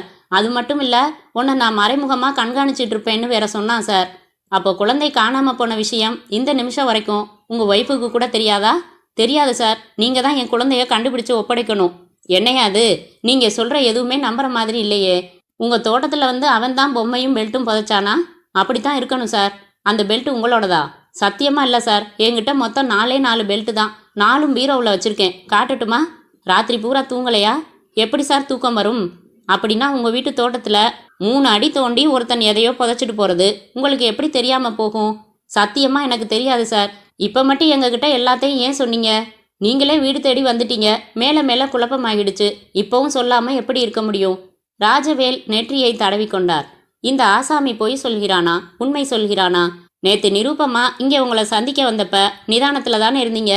சார், என்ன இப்படி கேட்டுட்டீங்க? எனக்கு மது பழக்கமே கிடையாது. அப்போ உங்கள் ஒய்ஃப் பிராந்தி சாப்பிடுவாங்களா என்றார் தயாளன். தயாளன், என்னது சில்லியா? இருங்க சார், வரேன் என்று தயாளன் ரெஃப்ரிஜரேட்டரை திறந்து உள்ளே இருந்த பிராந்தி பாட்டிலை எடுத்து வந்தார். இது யார் சாப்பிட்றது சார்? பாதி தான் இருக்கு. வசந்தன் ஆச்சரியத்தில் ஆழ்ந்தான், பதறினான். ஐயோ, இது என்ன பிராந்தி பாட்டில்? எப்படி என் வீட்டு ஃப்ரிட்ஜுக்குள்ளே வந்துச்சு? உங்களுக்கு மரியாதை கொடுத்து விசாரிச்சது தப்பா போச்சுன்னு நினைக்கிறேன். தோட்டத்தில் பொம்மை புதைக்கப்பட்டிருக்கு, பெல்ட்டு புதைக்கப்பட்டிருக்கு, எனக்கு தெரியாதுங்கிறீங்க. ஃப்ரிட்ஜுக்குள்ளே பிராந்தி பாட்டில் எப்படி வந்துச்சுன்னா தெரியாதுங்கிறீங்க. என்னையா விளையாடுறீரா? இப்போ நடந்த உண்மையை சொல்ல போறீரா இல்லையா? என்ன நடந்துச்சு? எதுக்காக பெல்ட்டால நிருப்பமாவோட கழுத்தை நெரிச்சு கொலை செஞ்சீங்க? நோ என்று கத்தினான் வசந்தன். அத்தியாயம் 7. இன்ஸ்பெக்டர் ராஜவேல் எழுந்தார். அந்த வீட்டை சுற்றி பார்த்தார். படுக்கையறைக்குள் சென்று வந்தார். வசந்தன், சந்தேகத்தின் பேர்ல உங்களை அரெஸ்ட் பண்ண வேண்டியதா இருக்கு. வாங்க. நான் சொல்றத நம்புங்க சார். பயங்கரமான சதி நடந்திருக்கு சார். யாரோ திட்டம் போட்டு என்னை இந்த பழியில சிக்க வச்சிருக்காங்க. நான் சொன்னதெல்லாம் உண்மை. எனக்கும் இதுக்கும் எந்த சம்பந்தமும் கிடையாது. என் குழந்தைய வேற காணோம் சார் என்று பரிதாபமாக கரடியாக கத்தினான் வசந்தன். தயாளனே கூட அதை ஏற்றுக்கொள்ள தயாராயில்லை. வீட்டிற்கு காவல் வைத்துவிட்டு வசந்தனை அழைத்து கொண்டு பிணம் கிடந்த இடத்திற்கு அழைத்து சென்று அடையாளம் காட்ட சொன்னார்கள். இவங்க தான் என்ன சந்திக்க வந்தது. ஆனா இதுக்கு மேல பேச வேணாம். கேட்கறதுக்கு மட்டும் பதில் சொன்னா போதும். Dayalan, yes sir. இவரை ஜீப்ல நம்ம ஸ்டேஷனுக்கு அழைச்சிட்டு போய் லாக்கப்ல வைங்க. நான் போஸ்ட்மார்ட்டத்துக்கு பாடியா ஆம்புலன்ஸ்ல அனுப்பி வச்சுட்டு வரேன். வந்து தரோவா விசாரிக்கிறேன். பிணத்தோட உதட்ட பாத்தீங்களா? ஏதோ பனி வெடிப்புன்னு நினைச்சேன். இப்போ பலாத்காரமா கூட இருக்கலாம்னு நினைக்க தோணுது. ரிப்போர்ட்ல தெரிஞ்சிடும். கவிஞரே போங்க. புதுசா வேற ஏதாச்சும் ஒரு கற்பனை கதை யோசிச்சு வைங்க. வரேன். கொலைப்பள்ளி சுமத்துறீங்க, பலாத்காரம்னு சொல்றீங்க. ஐயோ, எனக்கு எதுவுமே புரியலையே என்று முகத்தில் அரைந்து கொண்டான் வசந்தன். தயாளன் அவனை ஜீப்பில் ஏற்றினார். பாலாஜி, நீங்க இங்க இருக்கீங்களா? ஸ்டேஷனுக்கு வரீங்களா? ஸ்டேஷனுக்கு வரேன் சார். பாலாஜியும் ஏறிக்கொள்ள ஜீப் புறப்பட்டது. ஸ்டேஷனுக்கு வந்தார்கள்.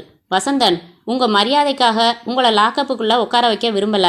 இப்படி நாற்காலியில உட்காருங்க. ஒன்று மட்டும் சொல்றேன், எங்ககிட்ட எதையும் மறைக்கிறது மகா தப்பு. அதுவும் நாய் வந்து கண்டுபிடிச்சு கொலை ஆயுதமும் கிடைச்சதுக்கப்புறம் மறைக்க முயற்சி பண்ணுறதே சின்ன பிள்ளைத்தனம். உண்மைகளை ஒப்புக்கிட்டா வழிமுறைகளே வேற. நான் உண்மைத்தானே சொல்கிறேன். குடிப்பழக்கம் இல்லைன்னு நீங்கள் ஃப்ரிட்ஜில் பிராந்தி பாட்டில் இருக்குது. இது ஒன்று போதாதா நீங்கள் பொய் பேசுகிறவர்னு சொல்கிறதுக்கு? சார், அந்த பாட்டில் அவன் தான் வச்சுட்டு போயிருக்கணும். ஏன் என் மேலே பழி விழணுங்கிறதுக்காக? அப்படியா? அப்படின்னா உங்களை கொலை குத்தத்தில் சம்மந்தப்படுத்துகிற அளவுக்கு உங்களுக்கு யார் பகை? என்னால் சொல்ல தெரியல சார். எதுவும் புரியலை. சதின்னு மட்டும் புரியுது. சார், நான் ஃபோன் பண்ணலாமா? யாருக்கு? என் மாமனாருக்கு, என் ஒய்ஃபுக்கு. நேற்று ராத்திரிலேருந்து நடந்துக்கிட்டு இருக்கிற ரகலை எதுவும் அவங்களுக்கு தெரியாது. சாரி, இன்ஸ்பெக்டரை கேட்காம நான் அனுமதிக்க முடியாது. பக்கத்தில் எங்கே ஃபோன் இருக்குது சார்? நான் ஓடிட மாட்டேன். போய் பேசிட்டு வந்துடுறேன். நோ, நியாயமாக உங்களை லாக்கப்பில் வைக்க சொன்னபடி நான் வைக்கல. இன்ஸ்பெக்டரை கேட்காம எதுவும் செய்ய அனுமதிக்க மாட்டேன். ஆனால் உங்கள் ஒய்ஃப் எத்தனை மணிக்கு அம்மா வீட்டுக்கு போனாங்கன்னு சொன்னீங்க? 6:30 இருக்கும். அதை உறுதி செஞ்சுக்கிறேன். அதாவது உண்மை பேசியிருக்கீங்களான்னு பார்ப்போம். நம்பர் சொல்லுங்க. தயாளன் நம்பர் கேட்டு எண்களை சுழற்றி, ஹலோ, மிஸ்ஸஸ் கல்பனா வசந்தன் இருக்காங்களா? கல்பனா தான் பேசுகிறேன். யாருங்க? சப் இன்ஸ்பெக்டர் தயாளன் பேசுகிறேன். ஒரு கொலை சம்மந்தமாக உங்கள் கணவரை சந்தேகத்தின் பேரில் அரெஸ்ட் செஞ்சுருக்கோம். விசாரிச்சுக்கிட்டு இருக்கோம். ஐயோ, கொலையா? ஆமாங்க, நிருப்பமானு ஒரு பொண்ணு. நீங்கள் நேற்று உங்கள் அம்மா வீட்டுக்கு எத்தனை மணிக்கு போனீங்க? 6:30 இருக்கும். இப்போ என் புருஷன் எங்கே இருக்காரு? எனக்கு பதறுது சார். அதான் நேற்று ராத்திரிலேருந்து ஃபோனில் பதிலே இல்லையா? எங்கே சார் அவர்? சொல்கிறேன். நேற்று எப்போ நீங்கள் வீட்டுக்கு ஃபோன் செஞ்சீங்க? 8:30 மணி இருக்கும். பெல்லே போகலை சார். கொலைன்னா சொன்னீங்க. ஐயோ, எங்கே இருக்காருன்னு சொல்லுங்களேன். அவர் அப்பாவி சார். கவிதை எழுதுறதை தவிர வேற எதுவும் தெரியாது. இருக்கட்டும், 6:30 மணிக்கு போன நீங்கள் 2 மணி நேரத்தில் எதுக்காக வீட்டுக்கு ஃபோன் செஞ்சீங்க மேடம்? அது குடும்ப விஷயம் சார். பரவாயில்ல, சொல்லுங்க. கோபமாக அவரை சத்தம் போடுறதுக்காக ஃபோன் செஞ்சேன். எங்கள் பொண்ணு தேவி அம்மா வேணும்னு அழுவுறதா சொல்லி யாரோ ஒரு ஃப்ரெண்டுக்கிட்ட குழந்தைய கொடுத்து என்கிட்ட அனுப்பிச்சிருக்காரு சார். அந்த ஆள் வாசல்ல வாட்ச்மேன் கிட்ட குழந்தைய கொடுத்துட்டு தான் யாருன்னு கூட சொல்லிக்காம அவசரமாக வேலை இருக்குன்னு காரில் போயிட்டானா. தயாளனின் புருவங்கள் மேலே உயர்ந்தன.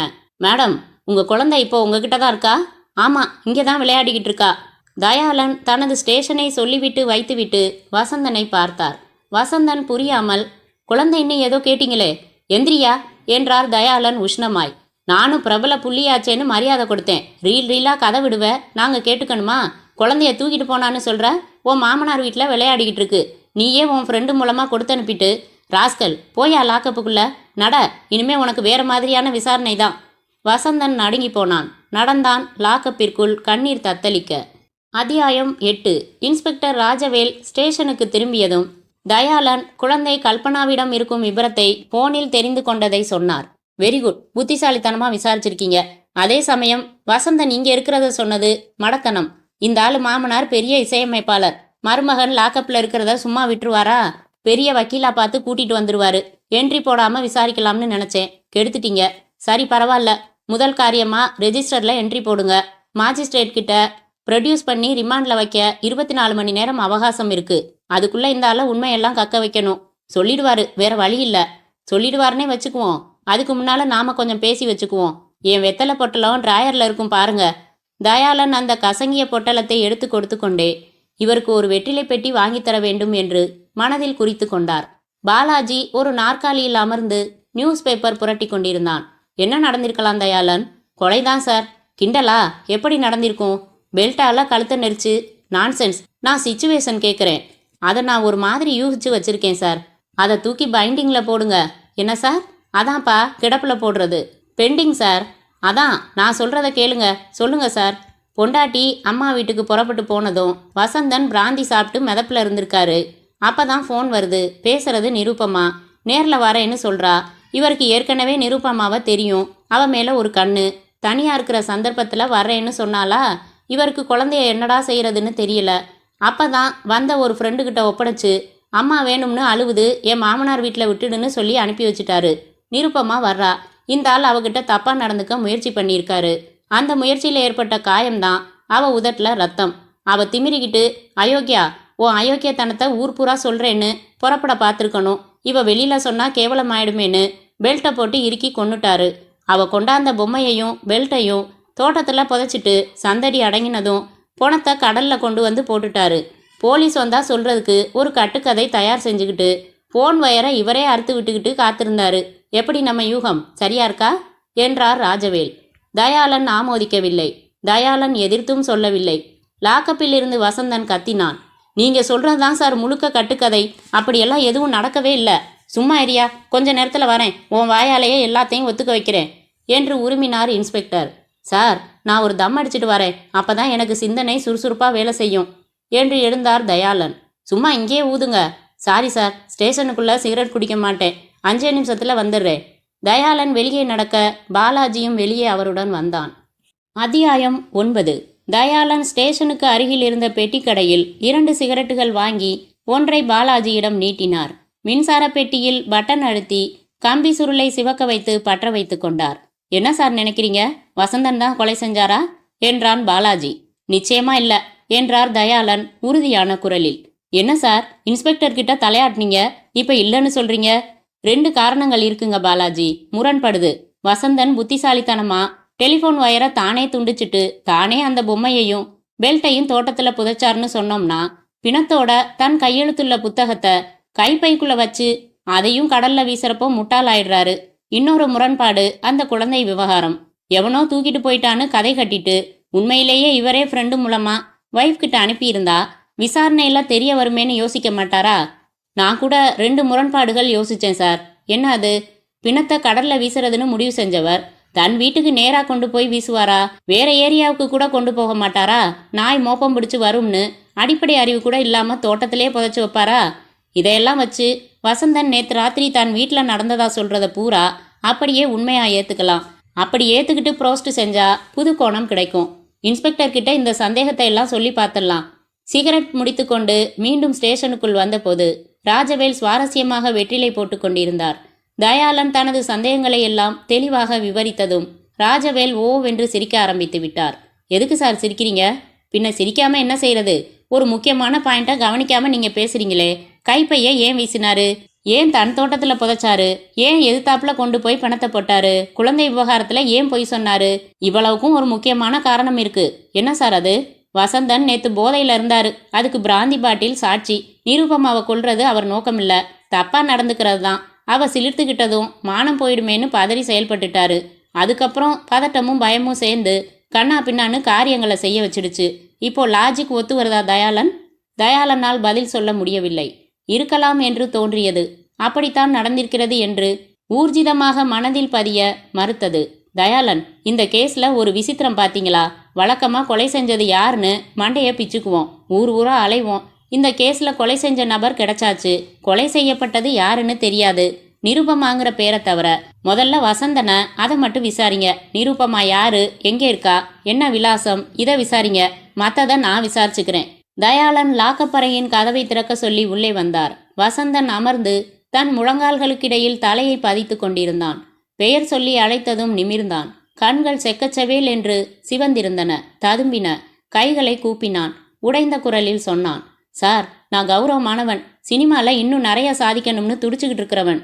என் மேல உள்ள பொறாமையில யாரோ திட்டம் போட்டு இந்த கொலையில ரொம்ப சாமர்த்தியமா என்ன நுழைச்சிட்டாங்க. நான் சொன்னதெல்லாம் தெய்வத்து மேல ஆணையா சத்தியம். எதையுமே மறைக்கலனா. உணர்ச்சி வசப்படாதீங்க வசந்தன். உங்களை நாங்க எந்த அவமானமும் செய்யல. ஜஸ்ட் விசாரிச்சுக்கிட்டு இருக்கோம். எங்க கோணத்துல பாருங்க, நாங்க எங்க கடமையத்தான் செய்யறோம். சந்தேகப்படுறது எங்க கடமைகள்ல ஒண்ணு. நீங்க இல்லைன்னு ஆயிடுச்சுன்னா விட்டுட போறோம். அதனால புலம்பலை நிறுத்திட்டு எங்களோட ஒத்துழைக்கிறது தான் நல்லது. என்ன செய்யணும்னா நல்லா யோசிச்சு சொல்லுங்க. நிருபமா யாரு? ஒரு பொண்ணு, என் ரசிகை. நேத்து தான் முதல் தடவையா சந்திக்கிறேன். இதை தவிர வேற எதுவும் தெரியாது சார். உங்க ஸ்டேட்மெண்ட் படி முதல்ல ஃபோன் செஞ்சு வரலாமான்னு கேட்டாங்க. நீங்க வர சொன்னதும் வந்தாங்க. சரி, தன்னை விரிவா அறிமுகப்படுத்திக்கலையா?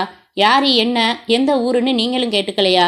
இல்ல சார், இயல்பாவே நான் பெண்கள் கிட்ட பேசுறதுக்கு கூச்சப்படுறவன். பிஸ்கட் கொண்டாந்து கொடுத்துட்டு அடுத்த கேள்வியா உங்களை பத்தி சொல்லுங்களேன்னு கேட்கத்தான் இருந்தேன். அதுக்குள்ள அவன் துப்பாக்கியோட நுழைஞ்சிட்டான். வீட்டு வாசல் கதவை திறந்து வச்சிருந்தீங்களா? ஆமா, ஒரு பொண்ணோட பேசிக்கிட்டு இருக்கிறப்போ தாள் போடுறது நாகரிகமா இருக்காதுன்னு தான் திறந்து வச்சிருந்தேன். நாகரிகத்தை பத்தி பேசுறீங்க, கூச்ச சுபாவம்னு சொல்றீங்க. உங்க ஒய்ஃப் வேற இல்லாத சமயத்துல ராத்திரில எதுக்காக அவங்கள வர சொல்லணும் சார்? நானா ராத்திரி வர சொன்னேன்? உங்களுக்கு காப்பி போட்டு தர ஒய்ஃபு கூட இல்ல. அம்மா வீட்டுக்கு போயிருக்கா. காலையில 10 மணிக்கு வாங்கலைன்னு சொன்னேன். இன்னைக்கு ராத்திரி நான் ஊருக்கு புறப்படுறேன், அதனால இன்னும் 10 நிமிஷத்துல அங்க வரேனேன்னு கேட்டதால என்னால மறுக்க முடியல. வெயிட், அப்படின்னா நிருபமா மெட்ராஸ் இல்லையா? வெளியூர் பொண்ணா? ஆமா சார், ஃபோனில் தன்னை அறிமுகப்படுத்திக்கிட்டப்போ நான் மெட்ராஸுக்கு அடிக்கடி வருவேன், இன்னைக்கு தான் வந்தேன், இந்த தடவை தான் உங்கள் அட்ரஸும் ஃபோன் நம்பரும் கிடச்சிதுன்னு சொன்னாங்க. அப்போது வெளியூர் பொண்ணு நேற்று காலையில் தான் வந்திருக்காங்க. நேற்று ராத்திரியே புறப்படுறதா இருந்தாங்க. ஃபோனில் வேற என்ன பேசுனீங்க? உங்கள் குழந்தைய பார்க்கணும்னாங்க. இங்கே தான் இருக்கா, பார்க்கலான்னு. என் கவிதை புக்கு ஒன்றில் கையெழுத்து போட்டு தரணும்னு கேட்டாங்க. தரேன்னு சொன்னேன். ரைட்டு, நேரில் அந்த துப்பாக்கிக்காரன் வர்ற வரைக்கும் என்ன பேசுனீங்க? ஒரு வரி விடாம சொல்ல முடிஞ்சா உதவும். நிதானமா யோசிச்சு சொல்லுங்க. வசந்தன் மிக யோசித்து அவள் செருப்புகளை கலற்ற சென்றது. இவன் அப்படியே வர சொன்னது. குழந்தையை தூளிக்குள் பார்த்து தூங்கும்போது எழுப்ப வேண்டாம் என்று தத்துவம் சொன்னது. என்ன பேசுறதுன்னு தெரியல என்று தயங்கியது. இவனாக விடியலை விட்டு விலகி படித்தீர்களா என்று கேட்டது. அவள் இல்லை என்றதும் போய் கையெழுத்து போட்டு எடுத்து வந்து தந்தது. எல்லாம் சொல்லி 6 மாசம் முன்னாடி நான் உங்களுக்கு லெட்டர் எழுதினேன், நீங்க பதிலே போடலன்னு சொன்னாங்க.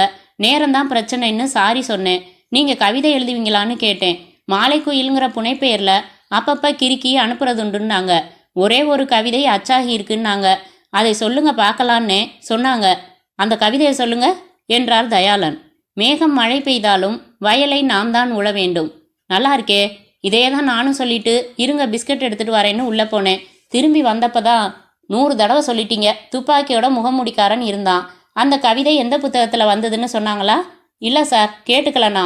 தயாளன் புறப்படும் முன்பாக வசந்தனின் தோளில் தட்டி, நீங்க உண்மை பேசுறதா எனக்கு படுது. உங்களை நான் நம்பலான்னு நினைக்கிறேன். இன்ஸ்பெக்டர் கொஞ்சம் ரஃபா விசாரிச்சாலும் பொறுத்துக்கங்க. இதை மட்டும் சொல்லுங்க, நிஜமா நீங்க தண்ணி அடிப்பீங்களா மாட்டீங்களா? ஒரே ஒரு தடவை ஃப்ரெண்ட்ஸ் எல்லாம் வற்புறுத்தினாங்கன்னு பீர் சாப்பிட்ருக்கேன். அதுவும் அந்த ஒரே ஒரு தடவை தான். மற்றபடி அந்த பிராந்தி பாட்டில் என் ஃப்ரிட்ஜுக்குள்ளே எப்படி வந்துச்சுன்னு எனக்கு தெரியாது. அவன்தான் வச்சிருக்கணும். தோட்டத்தில் புதைச்சதும் அவன்தான். உங்கள் மாமனார் வீட்டில் குழந்தைய ஒப்படைச்சதும் அவன்தான். உண்மையில் அப்படி ஒரு அவன் இருந்தா. என்ன சார் இது, நம்புறேன்னு சொல்லிட்டு நம்பாமல் பேசுகிறீங்க? ஆமாம், நிருபமா 6 மாதம் முன்னாடி உங்களுக்கு லெட்டர் போட்டதா சொன்னீங்களே, ஞாபகம் இருக்கா?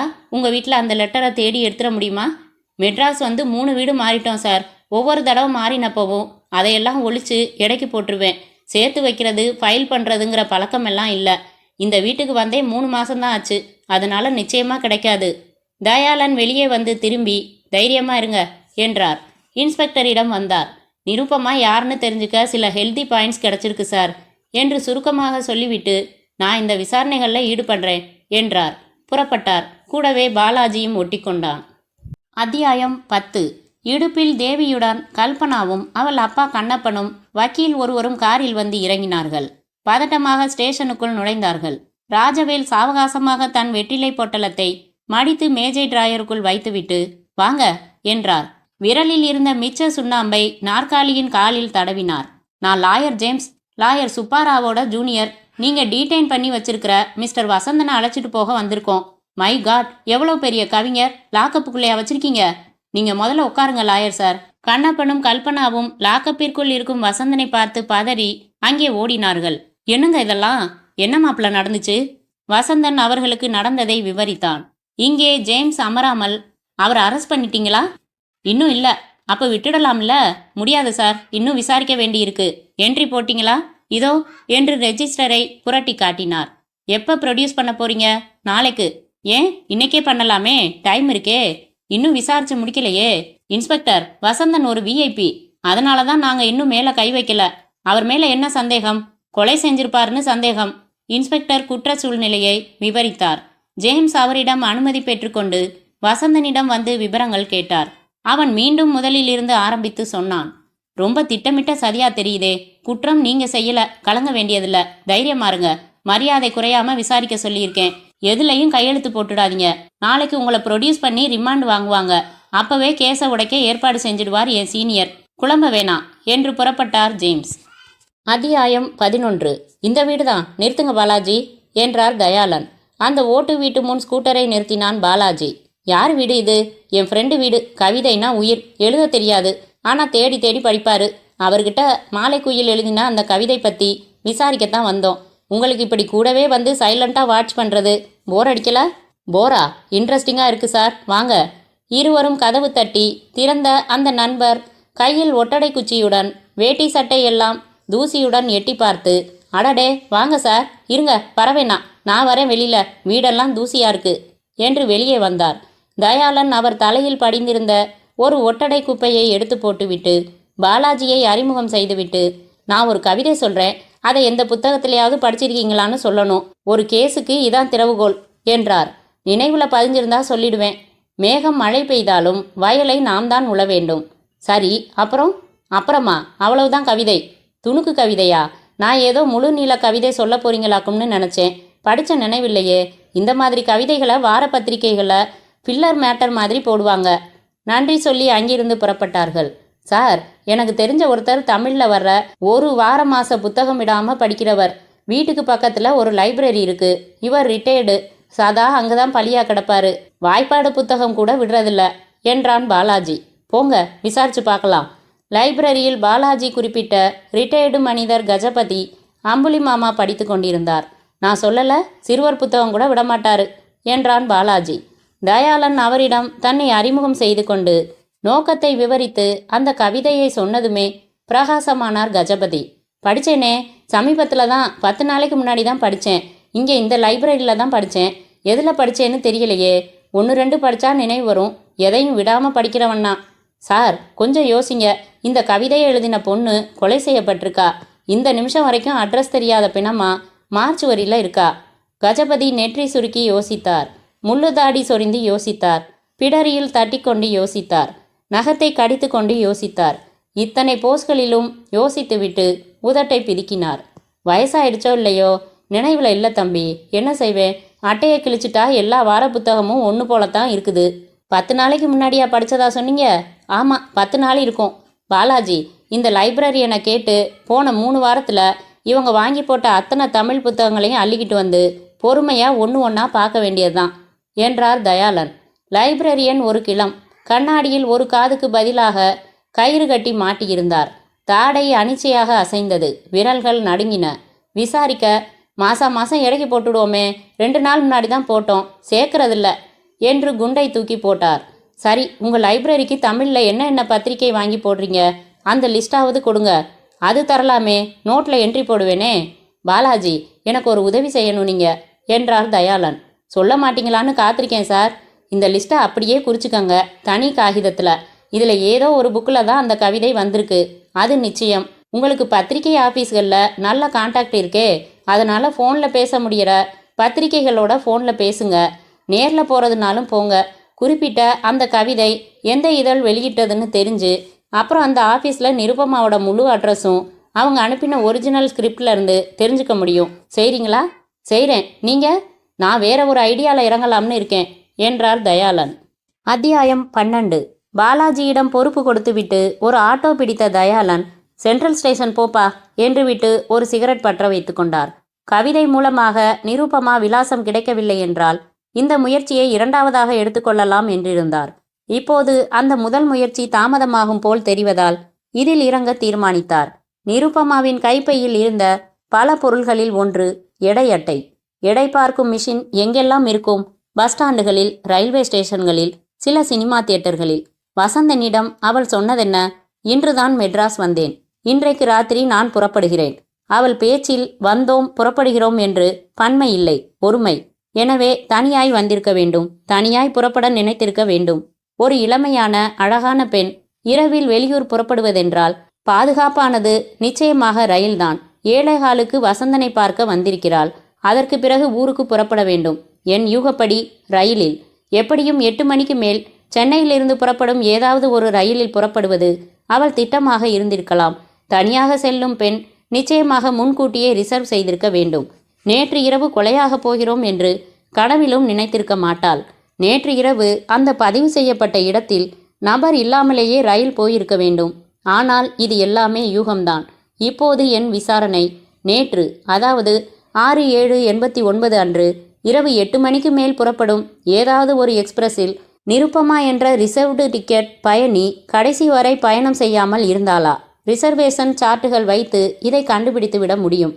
அப்படி முடிந்தால் அந்த நிருபமாவின் ரிசர்வேஷன் ஃபாரத்தை எடுக்க சொல்லி அதில் விலாசம் இருக்கும். சென்ட்ரலில் இறங்கி கொண்டு ஆட்டோவை கட் செய்தார். நடந்தார். அத்தியாயம் 13. மிக சோர்வோடு ஸ்டேஷனுக்கு திரும்பினார் தயாளன். ராஜவேல் தீவிரமாக கவிழ்ந்து எழுதி கொண்டிருந்தார். வாங்க தயாளன், என்ன மணிக்கணக்காக காணாம போயிட்டீங்க? நிருபமா விலாசம் கிடைச்சதா? பெருமூச்சு விட்டார். தன் நடவடிக்கைகளை விவரித்தார். வெரி குட், நல்ல அப்ரோச், நல்ல யோசனை தான். அப்புறம்தான் சார் வைத்தறிச்சல். நேற்று ராத்திரி மெட்ராஸில் எக்மோரில் இருந்தும் சென்ட்ரல்ல இருந்தும் புறப்படுற அத்தனை எக்ஸ்பிரஸோட ரிசர்வேஷன் சார்ட்டையும் வரவழைச்சு என் கையில் கொடுத்துட்டாரு. நீங்களே பார்த்துக்கங்கன்னுட்டாரு. நிருபமான்னு பேர் எதுலையுமே இல்லை. தளர்ந்துடாதீங்க. எனக்கென்னவோ வசந்தன் கல்லூலி மங்கன்னு தான் நினைக்க தோணுது. நிருபமாவை இந்த ஆளுக்கு நல்லா தெரியும். நம்மகிட்ட மறைக்கிறாரு. தவிக்கட்டுமேனு வாய முடிக்கிறாரு. ஐடென்டிஃபிகேஷன் ஆஃப் பாடிக்கே இவ்வளவு சிரமப்பட வேண்டியிருக்கே. அவர் பொண்டாட்டி, மாமனார் 2 பேரும் சுப்பாராவ் ஜூனியர் ஒருத்தரோட வந்தாங்க. பேச அனுமதிச்சேன், விட முடியாதுன்னுட்டேன். மரியாதை குறையாம விசாரிங்கன்னு சொல்லிட்டு போனாங்க. ஆனா மயிலேனா இறகு கிடைக்காது போலிருக்கே தயாளன். பெல்ட்டை கழட்டி 2 வீச்சு வீசி பார்க்கட்டுமா? வேணாம் சார் என்றார் தயாளன் அவசரமாக. என்ன வேணாம் சார்? பெரிய இடம்னு பயமா? இதுக்கெல்லாம் பயப்பட்டா கதையாகாது. இருங்க. இன்ஸ்பெக்டர் மேஜையை தள்ளி கொண்டு எழுந்தார். லாக்கப்ப திரையா என்று உருமினார். இல்லை சார், பொறுமையா போகலாம் சார். எனக்கு தெரியும் தயாளன், போஸ்ட்மார்ட்டம் ரிப்போர்ட்டு வந்துடுச்சு, ஃபோட்டோஸ் வந்துடுச்சு, அதெல்லாம் பார்த்து வைங்க. ராஜவேல் லாக்கப்பிற்குள் வந்தார். அமர்ந்திருந்த வசந்தன் எழுந்து கொண்டான். வசந்தன், மரியாதை கொடுத்து கேட்க சொன்னதால கடைசியாக ஒரு தடவை மரியாதை கொடுத்து கேட்குறேன். சொல்லிடுங்க, நிருபமாவை எதுக்காக கொலை செஞ்சீங்க? ஐயோ என்று தன் முகத்தில் அரைந்து கொண்ட அவன் 2 கைகளையும் பிடித்து கொண்டு, நீ ஏன் அரைஞ்சுக்கிற? நாங்கள் எதுக்கு சம்பளம் வாங்குறோம் என்று பலேர் என்று அரைந்தார். பொறிகலங்கி நின்றான் வசந்தன். வாழ்க்கையில் இதைவிட ஒரு பெரிய அவமானம் இருக்க முடியாது. நான் யார்? மக்கள் அறிந்த ஒரு பிரபல பாடலாசிரியன். என்னை போய் இப்படி என்னை கீழ்த்தரமாக நினைக்க செய்த அந்த முகமூடிக்காரன் யார்? எனக்கும் அவனுக்கும் என்ன பகை? எதற்காக இப்படி என்னை மாட்ட வைத்தான்? சார், அடிக்காதீங்க ப்ளீஸ், என் மானம் போச்சு. ப்ளீஸ் சார், கெஞ்சி கேட்டுக்கிறேன். உங்க கோபம் புரியுது. ஆனா நான் தப்பு எதுவும் செய்யல சார். எல்லா குற்றவாளிகளும் சொல்ற முதல் வசனமே இதுதான்யா. ஐயோ, என்னை கெட்டவனா சதி பண்ணி எவனோ நிரூபிச்சிருக்கான். என்ன நல்லவனா நான் எப்படி நிரூபிக்கிறதுன்னு புரியலையே சார். இங்கே தயாளனுக்கு மனதை பிசைந்தது. வசந்தனின் வார்த்தைகளில் துல்லியமான சத்தியம் இருப்பதாக பட்டது. இன்ஸ்பெக்டரின் முரட்டு அப்ரோச் வெறுப்பாக இருந்தது. தடுக்க முடியாது தவித்தார். கடற்கரையில் எடுத்த புகைப்படங்களை பார்வையிட்டார். ஒரு முகம் மட்டும் பெரிதாக்கப்பட்ட க்ளோஸ்அப் படத்தில் உதடுகளில் வரி வரியாக வெடிப்பும் லேசான இரத்த கசிவும் தெளிவாக இருக்க, அதை பற்றி பிரேத பரிசோதனை அறிக்கையில் என்ன குறிப்பிடப்பட்டிருக்கிறது என்று பார்த்தார். கழுத்தில் பட்டையான லெதர் பெல்ட் சுற்றப்பட்டு இருக்கப்பட்டிருப்பதை அறிக்கை சொன்னது. உடம்பில் எந்த காயங்களும் இல்லை என்றது. கற்பழிப்பு முயற்சிகள் எதுவும் இல்லை என்றது. நுரையீரலில் ஈதர் படிந்திருந்ததாக குறிப்பிடப்பட்டிருந்தது. குறிப்பாக இவர் தேடிய அந்த உதட்டின் காயம் பற்றி எந்த குறிப்பும் இல்லை. கீழே கையெழுத்திட்டிருந்த டாக்டர் சிவராமகிருஷ்ணனின் கையெழுத்தை பார்த்தார். லாக்கப்பறையில் வசந்தனை மிரட்டி கொண்டிருந்த இன்ஸ்பெக்டரை, சார் ஒரு நிமிஷம் என்று அழைத்தார் தயாளன். வந்தவரிடம் ரிப்போர்ட்டை காட்டி புகைப்படத்தையும் காட்டி, உதட்டில் இருக்கிற காயத்தை பற்றி டாக்டர் எதுவுமே எழுதலை சார். இன்ஃபேக்ட் இதை வச்சு தானே வசந்தன் நிருபமாகிட்ட தப்பாக நடந்துக்க முயற்சி செஞ்சிருக்கலாம்னு நாம் பேசினோம். ஆமாம், நான் கவனிக்கலையே இந்த பாயிண்ட்டை. ஃபோனில் பிடிங்க. தயாளன் ஜிஹெச்சை தொடர்பு கொண்டு குறிப்பிட்ட டாக்டரை அழைத்து தன்னை அறிமுகப்படுத்தி கொண்டு கேட்டார். டாக்டர், உதட்டில் இருந்த காயத்தை பற்றி உங்கள் ரிப்போர்ட்டில் எதுவுமே எழுதலையே. அது காயம் இல்லை சார், பனி வெடிப்பு. பனி அதிகமாக இருக்கிறப்போ சில பேர் தோல் ஒத்துக்காது. அந்த பொண்ணு உதட்டில் பனி வெடிப்பு காரணமாக லேசாக ரத்தம் கசிஞ்சிருக்கு, அவ்வளவுதான். லேசாக பனி இங்கே இருக்குதான், ஆனால் காயமாகிற அளவுக்கு உதடு வெடிக்கிற அளவுக்கு பனி எங்கே இருக்குது? இங்கே இல்லைன்னா ஹில் ஸ்டேஷன்ஸில் இருக்காதா? பேப்பர் பார்த்தீங்களா? வழக்கத்துக்கு மாறா டிசம்பரில் வர வேண்டிய சில்னஸ் ஊட்டியில் 4 நாளாக இருக்கான். 0 டிகிரி வந்திருக்கு நேற்று. கேள்விப்பட்டது இல்லையா? எக்கச்சக்கமான குளிரில் மலையில் இருக்கிறவங்க சிரிக்கவே மாட்டாங்க. சிரிக்கணும்னு உதட்ட விரிச்சா அப்படியே வெடிச்சு ரத்தம் வரும் சிலருக்கு. டிசம்பர் ஸ்மைல்னு சொல்லுவாங்க இதை. வேற ஏதாச்சும் விளக்கம் வேணுமா? தேங்க்ஸ் டாக்டர் என்று வைத்த தயாளன் விவரங்களை சொன்னார். சார், இவர் சொல்கிறத வச்சு பார்த்தா நிருபமா ஊட்டியை சேர்ந்தவளாக இருக்கலாம். எல்லாமே யூகம் பண்ணிக்கிட்டே இருந்தா முழுசாக எப்போ தான் கண்டுபிடிக்கிறது என்று அழுத்து கொண்ட இன்ஸ்பெக்டர் அந்த க்ளோஸ்அப் படத்தை எடுத்து பார்த்து, இந்த மரண புன்னகைக்கு டிசம்பர் புன்னகைன்னு பேரா என்றபோது டெலிஃபோன் எடுத்தார். பேசி, அந்த பாலாஜி பேசுகிறாரு, உங்கள் கூட பேசணுமா. கொடுத்தார். ஹலோ, சொல்லுங்க பாலாஜி. சார், அந்த கவிதை போட்டது உங்கள் ஜூனியர் இதழ். நேராக அவங்க ஆஃபீஸ் போய் விசாரித்தேன். குறிப்பிட்ட அந்த கவிதையோட ஒரிஜினல் ஸ்கிரிப்டை தேடி எடுத்தாச்சு சார். ஒரு தகவல், ஒரு ஏமாற்றம், ரெண்டுமே இருக்குது. சஸ்பென்ஸ் வைக்காமல் சொல்லுங்க. இந்த கவிதையை வெளியிட்டால் போதும், சன்மானம் எதுவும் வேணாம்னு எழுதி கவிதையை அனுப்பியிருக்காங்க நிருப்பமா. வெறுமனே நிருப்பமானு கையெழுத்து மட்டும்தான் இருக்குது. அட்ரஸ் இல்லை. போஸ்ட் கார்டில் தான் எழுதி அனுப்பியிருக்காங்க. முழுக்க ஏமாற்றமாக தானே சொல்கிறீங்க. இதில் தகவல் என்ன இருக்குது? கார்டில் சீல் பார்த்தேனே. நல்ல வேலையா சீல் தெளிவாக இருக்குது. எந்த ஊர் சீல்? ஊட்டி சார். தயாளன் பிரகாசமாகி தலையசைத்து கொண்டார். எம்பி குதிக்க விரும்பினார். அத்தியாயம் 14. இன்ஸ்பெக்டர் ராஜவேல் சாப்பிட சென்றபோது தயாளன் லாக்கப்பறைக்கு வந்தார். வசந்தன், நீங்கள் கூசி போகிறதும் வருத்தப்படுறதும் நியாயம்தான். ஆனால் அதுக்காக சாப்பிடாமல் இருக்கிறது சரியில்லை. வாங்கி கொடுத்த சாப்பாட்டை தொடவே இல்லையே நீங்கள். சாப்பிட எப்படி சார் மனசு வரும் என்றான் வசந்தன் உதடுகள் துடிக்க. ரிலாக்ஸ், எனக்கு தெரியும் நீங்கள் கொலை செய்யலை. உங்களுக்கு தண்டனை கிடைக்கிறத நான் அனுமதிக்க மாட்டேன். இன்ஸ்பெக்டர் ஹார்ஷா நடந்துக்கிட்டாலும் பொறுத்துக்கங்க. முகமூடி போட்டிருந்தவனை முகத்தை விட்டுட்டு வர்னீங்களே. என்ன கலர் சட்டை, என்ன கலர் பேண்ட்? கருப்பு கலரில் வெள்ளை கோடுகள் போட்ட முழுக்கை சட்டை சார். கருப்பு பேண்ட், இன் செஞ்சு பெல்ட் போட்டிருந்தான். கருப்பு ஷூ போட்டிருந்தான். ஒல்லியா குண்டா? நடுத்தரம். உங்கள் பாடி இருப்பான். வாட்ச் கட்டியிருந்தானா? இல்லைன்னு நினைக்கிறேன். அவன் வந்த கார் அம்பாசிடர்னு சொன்னீங்க. என்ன கலர்னு நினைவு இருக்கா? பாதி இருட்டில் மசன்னு தெரிஞ்சுது. பச்சை இல்லைன்னா நீலம். எப்படி என்ன நம்புனீங்க நீங்கள்? கண்ணில் தெரியும் சார் உண்மையும் பொய்யும். 2வது சில முரண்பாடுகள். பிஎம் ரிப்போர்ட் படி அவங்க நுரையீரலில் ஈத்தர் படிஞ்சிருந்திருக்கு. கர்ச்சிப்பை முகத்தில் வச்சு அழுத்தினதான் நீங்கள் சொன்னீங்க. 2ம் மேட்ச் ஆகுது. ஒரு கவிஞர் வீட்டில் ஈத்தர் இருக்காது. உங்களை இவ்வளவு தீவிரமாக சிக்க வைக்கிற அளவுக்கு ஏதாச்சும் பகையை யூகிக்க முடியலையா? இல்லை சார், என்னால் யோசிக்க முடியல. யாருன்னு சொல்லுவேன். நிரூபமா யாரு என்னன்னு கண்டுபிடிச்சிட்டிங்களா? அவங்க ஊட்டியை சேர்ந்தவங்கன்னு மட்டும் தெரிஞ்சிருக்கு. இன்னைக்கு ராத்திரி கோவை போகிறேன்னா அங்கேருந்து ஊட்டி போய் விசாரிச்சுட்டு வந்துடுறேன். தெம்பா இருங்க, முதல்ல சாப்பிடுங்க என்றார் தயாளன். பாலாஜி ஸ்கூட்டரில் வந்தான். வாங்க, உங்களுக்காகத்தான் காத்திருந்தேன், போலாமா என்று அவனுடன் புறப்பட்டார் தயாளன். அத்தியாயம் 15. இசையமைப்பாளர் வசந்தனின் மாமனார் கண்ணப்பனின் வீட்டு வாட்ச்மேன் முரட்டு மீசையுடன் மார்பில் முடிக்காட்டுடன் இருந்தான். தயாளன் கேட்ட கேள்விகளுக்கு கை கட்டி பதில் சொன்னான். குழந்தைய கொண்டாந்து ஒப்படைச்சவன் எப்படி இருந்தான்? உயரமா இருந்தான் சார். உங்க பாடி இருந்தான். இந்த இடத்துல லைட் இல்லாதால முகம் இருட்டா இருந்தது. சரியா புரியல. கருப்பு சட்டை கருப்பு பேண்ட் போட்டிருந்தான். எதுல வந்தான்? அம்பாசிடர் கார்ல. அவனே ஓட்டிக்கிட்டு வந்தானா? ஆமா, இறங்கி குழந்தைய தூக்கிட்டு வந்தான். என்ன சொன்னான்? நான் வசந்தன் சாரோட ஃப்ரெண்டு. அவர் வீட்டுக்கு போயிருந்தேன். குழந்தை அம்மா வேணும்னு அழுவுதான். நான் இந்த பக்கமா போறதா சொன்னேன். அதனால இங்க அவங்க அம்மா கிட்ட ஒப்படைக்க சொன்னாரு. உள்ள கொடுத்துருங்க, எனக்கு அவசரமா வேலை இருக்குன்னு சொல்லிட்டு புறப்பட்டுட்டான். பேர் சொல்லலையா? இல்ல. கார் என்ன கலர்? அம்பாசிடர், நீல கலர். நம்பர் பாத்தியா? கவனிக்கணும்னு தோணலையே சார். எத்தனை மணி இருக்கும் அப்போ? 7:45 இருக்கும். தயாளனும் பாலாஜியும் வீட்டுக்குள்ளே வந்து கண்ணப்பனையும் கல்பனாவையும் சந்தித்தார்கள். சார், கண்ணை மூடிக்கிட்டு ஒரு ஆசாமி கிடைச்சாங்கிறதுக்காக குற்றம் சுமத்தி வழக்க முடிக்கிற ரகம் நான் இல்லை. வசந்தன் சொன்னதையெல்லாம் நம்புறதா முடிவு பண்ணியிருக்கேன். இது திட்டமிட்ட சதிதான். இந்த சதியை நடத்தினது யாரா இருக்கலாம்னு நினைக்கிறீங்க என்றார் தயாளன். அவர்களுக்கு யாரையும் குறிப்பிட்டு சொல்ல முடியவில்லை. ஆனா ஒன்று மட்டும் நிச்சயம், வந்தவன் வசந்தனுக்கு தெரிஞ்சவனா இருக்கணும், இல்லைன்னா நிரூபமாவுக்கு தெரிஞ்சவனா இருக்கணும். அதனால தான் தன் அடையாளம் தெரிஞ்சிடக்கூடாதுன்னு முகமுடி போட்டிருக்கான். வெல், ஊட்டி போயிட்டு வந்தா இன்னும் கொஞ்சம் கிளியர் ஆகலாம். புறப்பட்டார்கள். நானும் வரேன்னு சொன்னா ஏன் சார் தடுக்கிறீங்க என்றான் பாலாஜி. வேஸ்ட். குற்றம் நடந்தது மெட்ராஸ்ல. இங்க நிருபமா எங்க தங்கி இருந்தாங்கன்னு தெரியணும். அதுக்காக ஊட்டி போறேன். உடனே திரும்பிடுவேன். வெறும் பேரை மட்டும் வச்சுக்கிட்டு கண்டுபிடிச்சிட முடியுமா சார் ஊட்டியில? வெறும் பேர் மட்டும்தானா? நிருப்பமா மாலை குயிலுங்கிற பேர்ல கவிதை எழுதுறவ, கல்யாணமானவ, அடிக்கடி மெட்ராஸ் வரவ. அவ போட்டோ வேற எடுத்துக்கிட்டு போறேன், பார்க்கலாம். அந்த கணவன் யார் சார்? பொண்டாட்டியை காணுமேன்னு பதறி இருக்க மாட்டானா? எல்லா ஸ்டேஷன்கள்லையும் விசாரிச்சாச்சு. வைஃப் மிஸ்ஸிங்னு யாரும் ரிப்போர்ட் செய்யலை. ஒரு நாள் தானே ஆகியிருக்கு. அநேகமாக அந்த புருஷன் ஊட்டியில் இருப்பான். நான் போய் தான் அதிர்ச்சியான தகவலை சொல்ல போறேன்னு நினைக்கிறேன் என்றார் தயாளன். அத்தியாயம் 16. மறுநாள் காலை நீலகிரி எக்ஸ்பிரஸில் இருந்து கோவையில் இறங்கி டிஃபன் முடித்துக்கொண்டு நான் ஸ்டாப்பாக புறப்பட்டு 10 மணிக்கெல்லாம் ஊட்டி வந்துவிட்டார் தயாளன். பஸ் ஸ்டாண்டுக்கு முந்திய சேரிங் கிராஸ் ஸ்டாப்பில் இறங்கி கொண்டு உடனே நடுங்கினார். கெடிகாரத்தில்தான் 10 மணி ஆகியது. அங்கே இன்னும் 6 மணி தாண்டி இந்த பக்கம் வந்ததாக தெரியவில்லை. சுளீர் என்று குளிர்காற்று முகத்தை சுரண்டிவிட்டு சென்றது. பேண்ட்டுக்குள் கால்கள் கடகடத்தன. பற்கள் கட்டுப்பாட்டில் நிற்காமல் குதித்தன.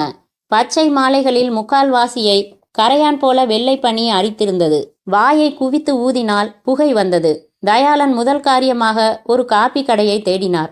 சுட சுட அவன் கொடுத்த காப்பி வாயில் வைப்பதற்கு முன் ஆறிப்போனது. என்னப்பா இவ்வளவு ஒர்ஸ்டா இருக்கு சீசன்? என்னவோ தெரியலைங்க, ஒரு வாரமா வெயிலையே காணங்க. தினம் ஈர ஜட்டி தான் போட்டுக்கிறேன். துணிங்க காயவே மாட்டேங்குது. டூரிஸ்ட் எல்லாம் வந்து பார்த்துட்டு குளிர் தாங்காம அடுத்த பஸ்லேயே புறப்பட்டுக்கிட்டு இருக்காங்க. இங்கே இருந்து பழகினவங்க தான் சமாளிக்கிறாங்க. இருக்கட்டும், கிரீன்ஃபீல்ட்ஸ் ஏது? இந்த விலாசம் பாரேன். எங்கே இருக்கு சொல்லு. தயாளன் விலாசம் எழுதின காகிதத்தை கொடுத்துவிட்டு சிகரெட் பற்ற வைத்து கொள்ள அந்த காப்பி கடை இளைஞன், கார்த்திகா ராஜ்குமார், அட கதையெல்லாம் எழுதுவாரே அவர்தானே என்றான். ஆமாம், பையன் அனுப்புகிறேன், வீடு காட்டுவான். பையன் வழி காட்ட பின்னாலேயே நடந்தார் தயாளன். ஏற்றமான சாலையில் ஏறி பிறகு சரிவான சாலையில் இறங்கி பெட்டி பெட்டியாய் நிறுத்தப்பட்டிருந்த வீடுகளில் இது கர்த்தரின் வீடு என்று எழுதியிருந்ததை இந்த வீடுதான் என்று விட்டு பையன் ஓடிவிட்டான். தயாளன் காலிங் பெல் அழுத்த வேண்டிய அவசியமில்லாமல் அந்த வயதான மாது கதவை திறந்து யாருங்க வேணும் என்றார். கொண்டை போட்டு சேலைக்கு மேல் முழுக்கை ஸ்வெட்டர் அணிந்திருந்தார். கார்த்திகா ராஜ்குமார்னு என் பையன்தான். நைட் ஷிஃப்ட் டியூட்டிக்கு போயிருக்கான். வர நேரம்தான். நீங்கள் யாரு? நான் மெட்ராஸ்லேருந்து வரேன். அவரை பார்க்கணும். நான் ஒரு சப் இன்ஸ்பெக்டர். ஒரு கேஸ் விஷயமா விசாரிக்க ஊட்டி வந்தேன். அவரோட உதவி தேவைப்படுது எனக்கு. உள்ளே வந்து உட்காருங்க, வந்துடுவான். டீ போட்டு தரட்டுமா? வேணாம்மா, நான் வெளியிலேயே நிற்கிறேன். வரட்டும், அவர் வர்றப்ப வரட்டும். ஸ்மோக் பண்ண வசதி. உங்கள் வேலையை கவனிங்க என்றார் தயாளன். சில நிமிடங்களில் ஆழ்ந்த நீளத்தில் ஜிப்பு வைத்த ஜெர்க்கினும் பீக் வைத்த தொப்பியும் காற்றாய் பேண்ட்டுமாய் உயரமான அந்த இளைஞன் வந்தான் தளர்வாக. தயாளன் தன்னை அறிமுகப்படுத்தி கொண்டதும் உள்ளே அழைத்து அமரச் சொல்லி, என்ன உதவி செய்யணும்னா? என் அட்ரஸ் எப்படி தெரியும் என்றான். மிஸ்டர் ராஜ்குமார், மெட்ராஸில் ஒரு யங் லேடி கொலை செய்யப்பட்டிருக்காங்க. அவங்க பேர் நிரூபமா, கல்யாணமானவங்க. ஊட்டி சொந்த ஊராக இருக்கணும்னு எங்கள் யூகம். கவிதைகளில் நாட்டம் உள்ளவங்க. மாலை குயிலுங்கிற புனைப்பெயரில் எழுதுறவங்க. ஊட்டியில் கதை கவிதை எழுதுறவங்க இருந்தா விசாரிச்சா தெரிஞ்சுக்கலாமேன்னு பிரபலமானவர்களோட விலாசங்களை புரட்டினேன். உங்கள் அட்ரஸ் கிடச்சிது, குறிச்சுக்கிட்டேன். சொல்லுங்க, உங்களுக்கு அப்படி யாரையாவது தெரியுமா? என்ன பேர் சொன்னீங்க? நிரூபமா. எஸ்டேட் ஓனரா? கார் வச்சுருக்காங்களா? அதெல்லாம் தெரியாது. ஃபோட்டோ கொண்டாந்துருக்கேன். பொணமாக இருக்கிற ஃபோட்டோ தான், பாருங்களேன். ஏதாச்சும் ஸ்ட்ரைக் ஆகுதா? தயாளன் காட்டின ஃபோட்டோவை பார்த்ததுமே அனிச்சையாக அவர் கை வாய்க்கு சென்றது. ஜீசஸ், இவங்களா கொலையானது? இவங்களை எனக்கு நல்லா தெரியும், ஹிந்து தான். ஆனால் சர்ச்சுக்கெல்லாம் வருவாங்க, பேர் தான் எனக்கு மறந்து போச்சு. பரவாயில்ல, அப்பாடா, ஒரு வழியாக கண்டுபிடிச்சேன். இப்போ தான். இவங்க வீடு தெரியுமில்ல உங்களுக்கு? தெரியும் சார், ஒரு தடவை போயிருக்கேன். ஒரு இலக்கிய கூட்டத்துக்கு பத்திரிகை கொடுக்க. ரொம்ப நல்லா பேசினாங்க. அந்த கூட்டத்துக்கான செலவு முழுக்க ஏற்றிக்கிட்டாங்க. ரொம்ப பணக்காரங்க சார்.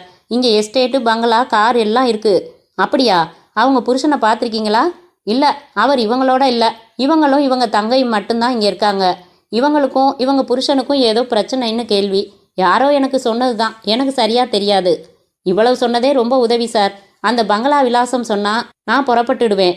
விலாசமாக சொன்னால் உங்களுக்கு புரியாது, சிரமப்படுவீங்க.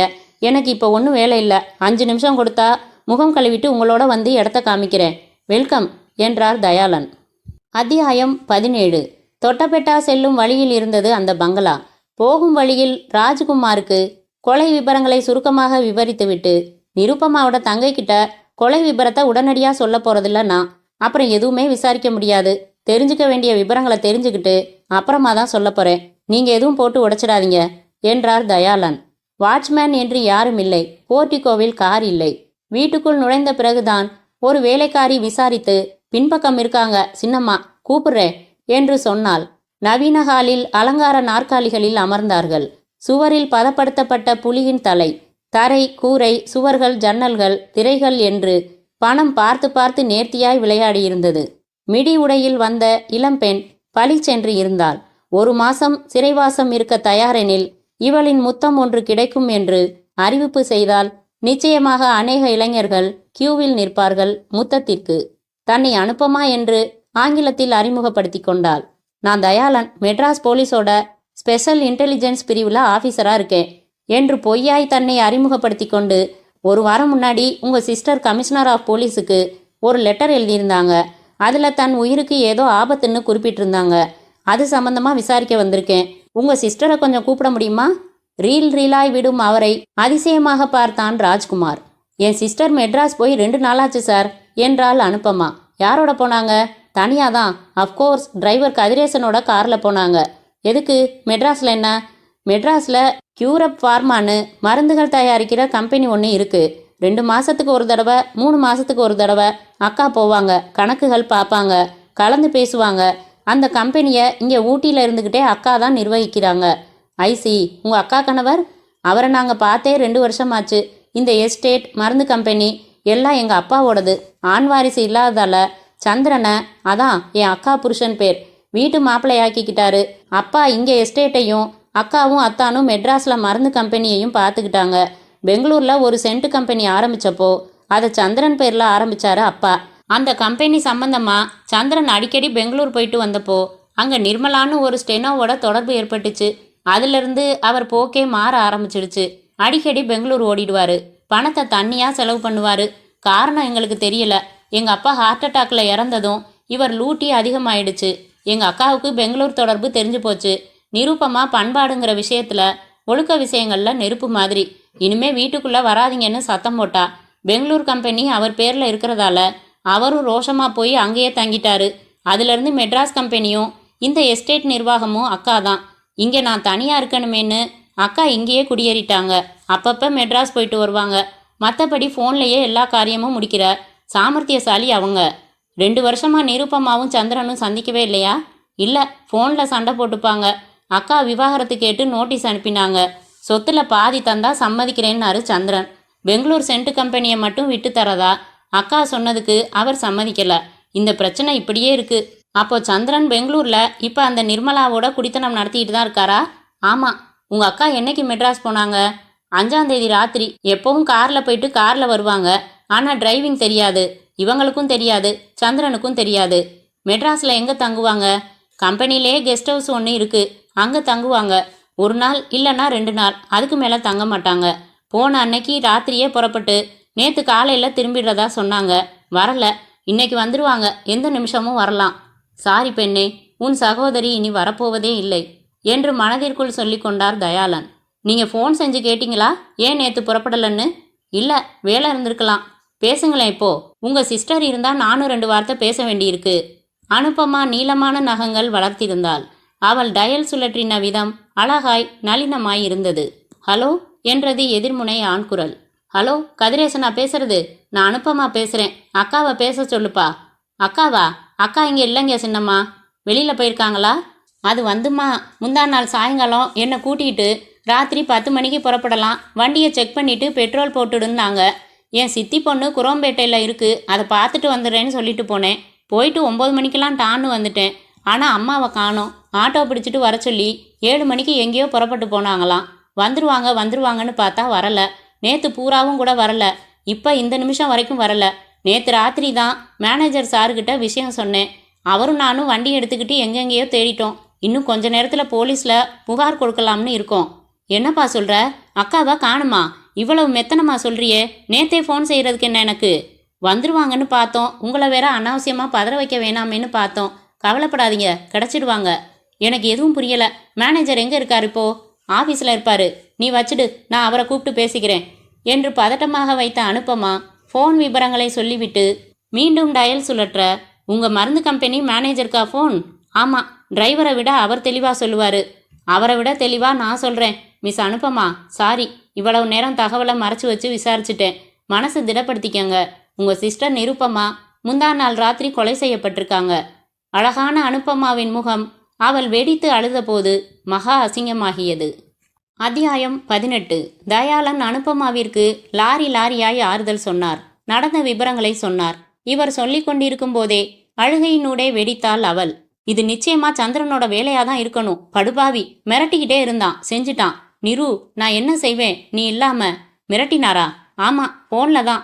பாதி சொத்து கொடுத்துட்டு விவாகரத்து சீக்கிரம் வாங்கிக்க, இல்லைன்னா நான் விபரீதமான நடவடிக்கைகளில் இறங்குவேன்னு 1 வாரம் முன்னாடி ஃபோன் செஞ்சான். அதுக்கு உங்க அக்கா என்ன சொன்னாங்க? 6ஆம் தேதி மெட்ராஸ் போறேன், அங்க வக்கீலை கன்சல்ட் பண்ணிட்டு கடைசி பட்சமா எவ்வளவு தர முடியும்னு சொல்றேன்னு சொன்னாங்க. வாவ், அப்போ 6ஆம் தேதி உங்க அக்கா மெட்ராஸ்ல இருப்பாங்கிறது சந்திரனுக்கு தெரியும். முதல்ல என் சீனியருக்கு தகவல் சொல்லிடுறேன், அப்புறம் சந்திரனோட பேசுறேன். நீங்க என்னோட மெட்ராஸ் வரலாம், நான் அழைச்சிக்கிட்டு போறேன். வேற யார் யாருக்கு தெரிவிக்கணுமோ நீங்க தெரிவிக்கலாம். தயாளன் மிக ஆர்வமாகினார். முதலில் தன் ஸ்டேஷன் நம்பரை எஸ்டிடியில் பிடித்து, ஹலோ, தயாளன் பேசுறேன் சார். தயாளன், ராஜவேல் பேசுறேன். வசந்தனை கோர்ட்டில் ப்ரொடியூஸ் பண்ணேன். செத்தது யாருன்னே விரிவாக சொல்லாததால ஜாமீனில் விட சொல்லிட்டாங்க. விட்டுட்டேன். கண்டுபிடிச்சிட்டிங்களா? எஸ் சார் என்று சுருக்கமாக விவரங்களை சொன்னார். அப்படியா, வெரி குட். உடனே வாரண்ட்டுக்கு ஏற்பாடு செஞ்சு வசந்தனை மறுபடி பிடிச்சு உள்ள வச்சிடுறேன். அந்த வக்கீல் சுப்பாராவ் முன்னாடி மீசையை முறுக்கணும். நீங்க மீசை முறுக்கணுங்கிறதுக்காக அப்பாவி மேல கேஸ் போட முடியாது சார். வசந்தன் செய்யல குற்றத்தை. புது கோணம் கிடைச்சிருக்கு. இன்னும் தகவல்களோட வரேன். அவசரப்பட்டு எதுவும் செஞ்சிடாதீங்க. தயாளன், ஃபோன்ல பேசுற கெத்தா எனக்கே அட்வைஸா? சேகரிக்க சொன்ன தகவலை சேகரித்து சொல்லிட்டீங்கல்ல, விடுங்க. இனி என்ன செய்யணும்னு எனக்கு தெரியும். புறப்பட்டு வாங்க உடனே. முன்மண்டையில் லேசாக தட்டிக்கொண்டு ரிசீவரை வைத்தார் தயாளன். அத்தியாயம் 19. அடுத்து தயாளன் பெங்களூர் கோடென் சுழற்றி அனுப்பமா சொன்ன சந்திரனின் எண்களை சுழற்றினார். Could I talk to mister Chandran? Wait a minute என்றால் ஆபரேட்டர். வினாடிகளில் சந்திரன் ஸ்பீக்கிங். சார், நான் சப் இன்ஸ்பெக்டர் தயாளன். உங்களுக்கு ஒரு கெட்ட செய்தி சொல்ல வேண்டியிருக்கு. தைரியமா இருக்கணும். நீங்க பதட்டப்படாம கேளுங்க. உங்க மனைவி நிருப்பமா இறந்துட்டாங்க. வாட்? நிருப்பமாவா? நிஜமாவா என்றதில் போதிய அதிர்ச்சியோ பதட்டமோ குறைந்தது. Yes sir. நீங்க உடனே புறப்பட்டு வர முடியுமா? மெட்ராஸ்ல தானே? என்ன ஆச்சு அவளுக்கு? எதுவும் விபரீதமா? கொலையா? எஸ், வாங்க நேர்ல பேசலாம் என்று அவன் வரவேண்டிய ஸ்டேஷனை சொல்லி வைத்தார். மெட்ராஸ்லையா என்று கேட்டான். விபரீதமா என்றதோடு நிறுத்தி கொள்ளாமல் கொலையா என்றான். கொலை ஒரு அசாதாரணமான வார்த்தை. சுலபத்தில் உபயோகிக்க மாட்டோம். நான் எச்சரிக்கையாக இறந்துவிட்டாள் என்றுதான் சொன்னேன். கொலையா என்று ஏன் கேட்க வேண்டும்? மனைவி இறந்ததற்கு தேவையான அதிர்ச்சி இல்லை. இந்த ஃபோன் தகவலை எதிர்பார்த்து காத்திருந்தவன் போல ஃபோன் வந்தால் எப்படி பதட்டமாய் கேள்விகள் கேட்க வேண்டும் என்று ஒத்திகை பார்த்து வைத்திருந்தவன் போல இவன்தான். எஸ், இவனேதான். நிருப்பமாவிடம் பகை இருக்கிறது. சொத்து பிரச்சனை. போனில் விபரீத நடவடிக்கை எடுப்பேன் என்று மிரட்டியிருக்கிறான். 6ஆம் தேதி அவள் சென்னையில் இருப்பதும் தெரியும் அவனுக்கு. பெங்களூரில் இருந்து சென்னை வந்து வாடகைக்கு ஒரு கார் எடுத்து தன் மனைவியை தொடர்ந்து வசந்தன் வீட்டில் சந்தர்ப்பம் சரியா இருக்கவே அங்கே குறுக்குத்தனமாய் வசந்தனை கொலைப்பழியில் மாட்ட வைக்க திட்டமிட்டு அதன்படி செயல்பட்டிருக்கிறான். நிருப்பமாவை கடலில் வீசிவிட்டு பொம்மையும் பெல்ட்டும் நள்ளிரவில் வந்து வசந்தன் வீட்டு தோட்டத்தில் புதைத்துவிட்டு காலையில் போயிருக்கலாம். மறுபடி பெங்களூருக்கு. நடுவில் குழந்தையையும் ஒப்படைத்திருக்கிறான். வசந்தன் பிரபல கலைஞன். அவன் இசையமைப்பாளர் கண்ணப்பனின் மகளை மனைவியாக மணமுடித்த விஷயம் பத்திரிகைகளில் வந்து உலகம் அறிந்த செய்தி. அதனால் சந்திரன் கண்ணப்பன் வீட்டில் வாட்ச்மேனிடம் ஒப்படைத்துவிட்டு போயிருக்கலாம். தன் மனைவி தன்னை அடையாளம் கண்டு கொள்ளக்கூடாதென்பதற்காக முகமூடி அணிந்திருக்க வேண்டும். இதெல்லாம் மிக அற்புதமாக பொருந்துகிற யூகங்கள். ஆனால் இத்தனையையும் நான் எப்படி நிரூபிக்கப் போகிறேன்? இவற்றிற்கு எல்லாம் ஒரு ஆதாரம் கூட என்னிடம் இல்லை. ஆனால் வசந்தனுக்கு எதிராக அழுத்தம் திருத்தமான ஆதாரங்கள். இன்ஸ்பெக்டர் அவசர குடுக்கை. வசந்தன் ஜாமீனில் போனதற்கு வெந்து கொண்டிருக்கிறார். நிச்சயமாக என் புதிய கோணத்தை பொருட்படுத்தவே மாட்டார். ஆதாரம் இல்லாமல் அவரிடம் பேச முடியாது. சந்திரன் செய்தான் என்பதற்கு எனக்கு ஆதாரம் வேண்டும். எங்கே கிடைக்கும் அது? சந்திரனுக்கும் நிருப்பமாவுக்கும் ஆழமான தகராறு இருந்ததை நிரூபிக்கலாம். அனுப்பமா சாட்சி சொல்வாள், குடும்ப வக்கீல் சொல்வார். ஆனால் அது மட்டும் போதாதே. தயாளனுக்கு இப்போது சந்திரனுக்கு தண்டனை வாங்கி தர வேண்டும் என்கிற துடிப்பும், அப்பாவி வசந்தனை சிக்கலில் இருந்து விடுவிக்க வேண்டும் என்கிற கவலையும் சேர்ந்து கொண்டது. அத்தியாயம் 20. ராஜ்குமாருக்கு நன்றி சொல்லி புறப்பட்டார் தயாளன்.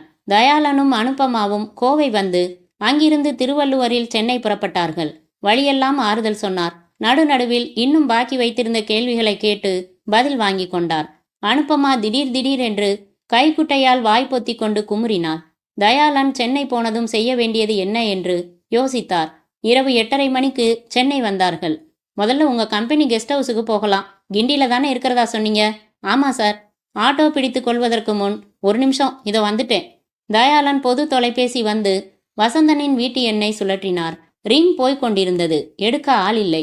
வசந்தனின் மாமனார் வீட்டு எண்ணை தொடர்பு கொண்டார். ஹலோ, கண்ணப்பன் பேசுறேன். வணக்கம் சார், நான் சப் இன்ஸ்பெக்டர் தயாளன் பேசுறேன். நிருப்பமா கொலை கேஸ் சம்பந்தமா ஊட்டி போயிட்டு இப்பதான் திரும்புறேன். உங்க மாப்பிள்ளை இப்ப எங்க இருக்காரு? என்ன சார் கிண்டலா? ஜாமீன்ல விடுறீங்க, மறுபடி வந்து வாரண்ட் காட்டி அரெஸ்ட் பண்றீங்க. உங்க இன்ஸ்பெக்டர் என்னவோ ஜென்ம பகைவன் மாதிரி ட்ரீட் பண்றாரு என் மாப்பிள்ளைய. ஏன்னு புரியல. எப்போ அரெஸ்ட் செஞ்சாரு? மத்தியானம் 3 மணிக்கு. கவலைப்பட வேணாம், உண்மையான குற்றவாளியை நெருங்கிட்டோம். தயாளன் போனை வைத்துவிட்டு மிகவும் எரிச்சல் அடைந்தார். அவசரம் வேண்டாம் என்று சொல்லியும் கேட்காமல் வசந்தனை அரெஸ்ட் பண்ணி இருக்கிறாரே இவர். என்ன செய்ய போகிறேன்? ஆட்டோவில் ஏறிக்கொண்டார் தயாளன். பீச் ரோட்டை பிடித்து எல்லா சிலைகளையும் கடந்து அடையாறு வந்து ராஜ்பவன் தாண்டி கிண்டியில் கியூரப் பார்மா மருந்து கம்பெனியை ஒட்டி சோலை போல அமைத்து மத்தியில் ஒளிந்திருந்த அழகான சிறிய கெஸ்ட் ஹவுஸ் வாசலில் இவர்கள் இறங்கி கொண்டார்கள். ஒரு டொயோட்டோ நின்றது. இது எங்க கார், அக்கா எடுத்துட்டு வந்தது. ஒரு கிரீம் கலர் அம்பாசிடர் நின்றது. இது எங்க மேனேஜர் திவாகரின் கார். தவிர சில சைக்கிள்களும் ஒரு ஸ்கூட்டரும் நின்றன. இவர்கள் உள்ளே நுழையும் போது நடுகாலில் 4-5 பேரை மிக ஆவேசமாக சத்தம் போட்டு கொண்டிருந்தான் அவன். யூஸ்லெஸ் ஃபெலோ, என்னையா மேனேஜர் நீ?